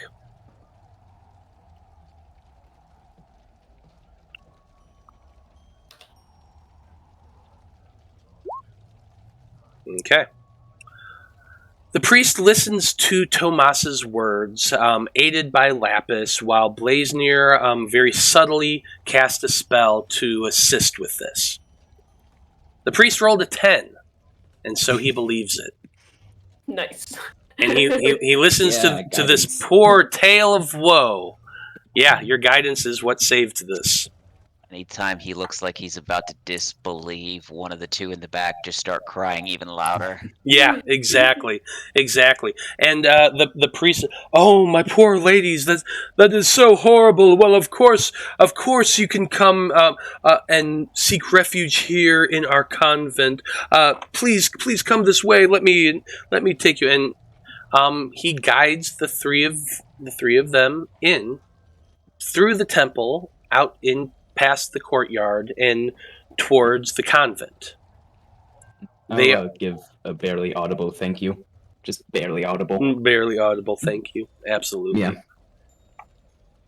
You are brought in and introduced to one of the nuns, who is introduced as, what's a good nun name? What Sister Act? Mary Roberts. Calpurnia. Nope. Her name is. Oh no. The main character was Mary Clarence. Well, that was Whoopi's nun name. So it's Mary. Her name is Mary Clarence. Yep. It's actually really it's like every nun in here has an M name. It's They're all M's. Every single nun here now has an M name, except for Sister Teresa. We look up and it's the Covenant of the M's. We're really fortunate. Our sisterhood of the perpetual M. Yep, that's it exactly. It's canon now. But Mary Clarence and listens to the story that's aided by the priest, and he's very convincing, and she, of course, allows 3 poor homeless women, desperate need to aid, to come and stay at the convent. The 3 of you are led to rooms, given a hot meal, and a nun comes in to each of you to, talk to you a little bit about the Temple of Jorun and the faith of the 5 gods. I want each of you individually to roll one last deception check, just to see the general vibe of the nuns with you. But you said deception? Deception. Okay, because I got an 11. That's probably. Oh god. No. That's better than a 7. I'm letting all of you roll with advantage, though. Okay. Me and Corin are sitting at the bar 1 still. and 2. That's a 13, a little bit better. Oh no. Oh, Tomas is holding it all together. Tomas is definitely convincing with a 27. Lapis with a 13. You're holding it together. Blaznir, you are just awkward as fuck once you're alone. I'm still annoyed that I didn't just get to wear the pants because it doesn't make sense. Like So a farmhand would just shirt. wear pants. Like you wouldn't wear a dress. But no. Yes, I had to get away from my husband and his horrible penis because I totally do not have one of those. And he always made me wear. He never would let me wear pants. I just wanted to wear pants. Damn my husband and his pantslessness. Me and Corin at the bar like, man, I'm so glad that I don't have to misrepresent myself and try to pretend to be someone else. We got it so easy. Cheers. Well, until I managed to get you to come around, you were misrepresenting yourself for a good long while. How do you mean? I'll just pinch him on the ass again. Well, we do have a night before we have to do anything, so. Yep, and that inn is definitely looking inviting. It's How much for a room? 1 gold piece for a room for a night. All right, I toss her a gold piece. Yeah, gold piece. You get 1 room, and we're leaving off tonight's session with Ichabod taking Corrin by the hand and leading him upstairs to their room at the inn. Yep. Everybody else is suffering. Yeah. Blaznir's definitely suffering. That's for sure. We'll find out more about what happens with that and what happens with the group in the convent. But we're going to be doing that next week, which is going to be the last actual episode of this year. As the one after that is the one shot. So that should be fun. But thank you to everyone who watched this evening. We very much appreciate you tuning in and hanging out with us. Come back next Monday at 3 o'clock to find out what happens when Blaznir, Lapis, and Tomas infiltrate the convent while Ichabod and Corrin make a big O scene at the temple. Should be fun. Oh, yeah. So, once again, on behalf of everybody, thank you for watching. Have a great evening, and we'll see you next week. Good night.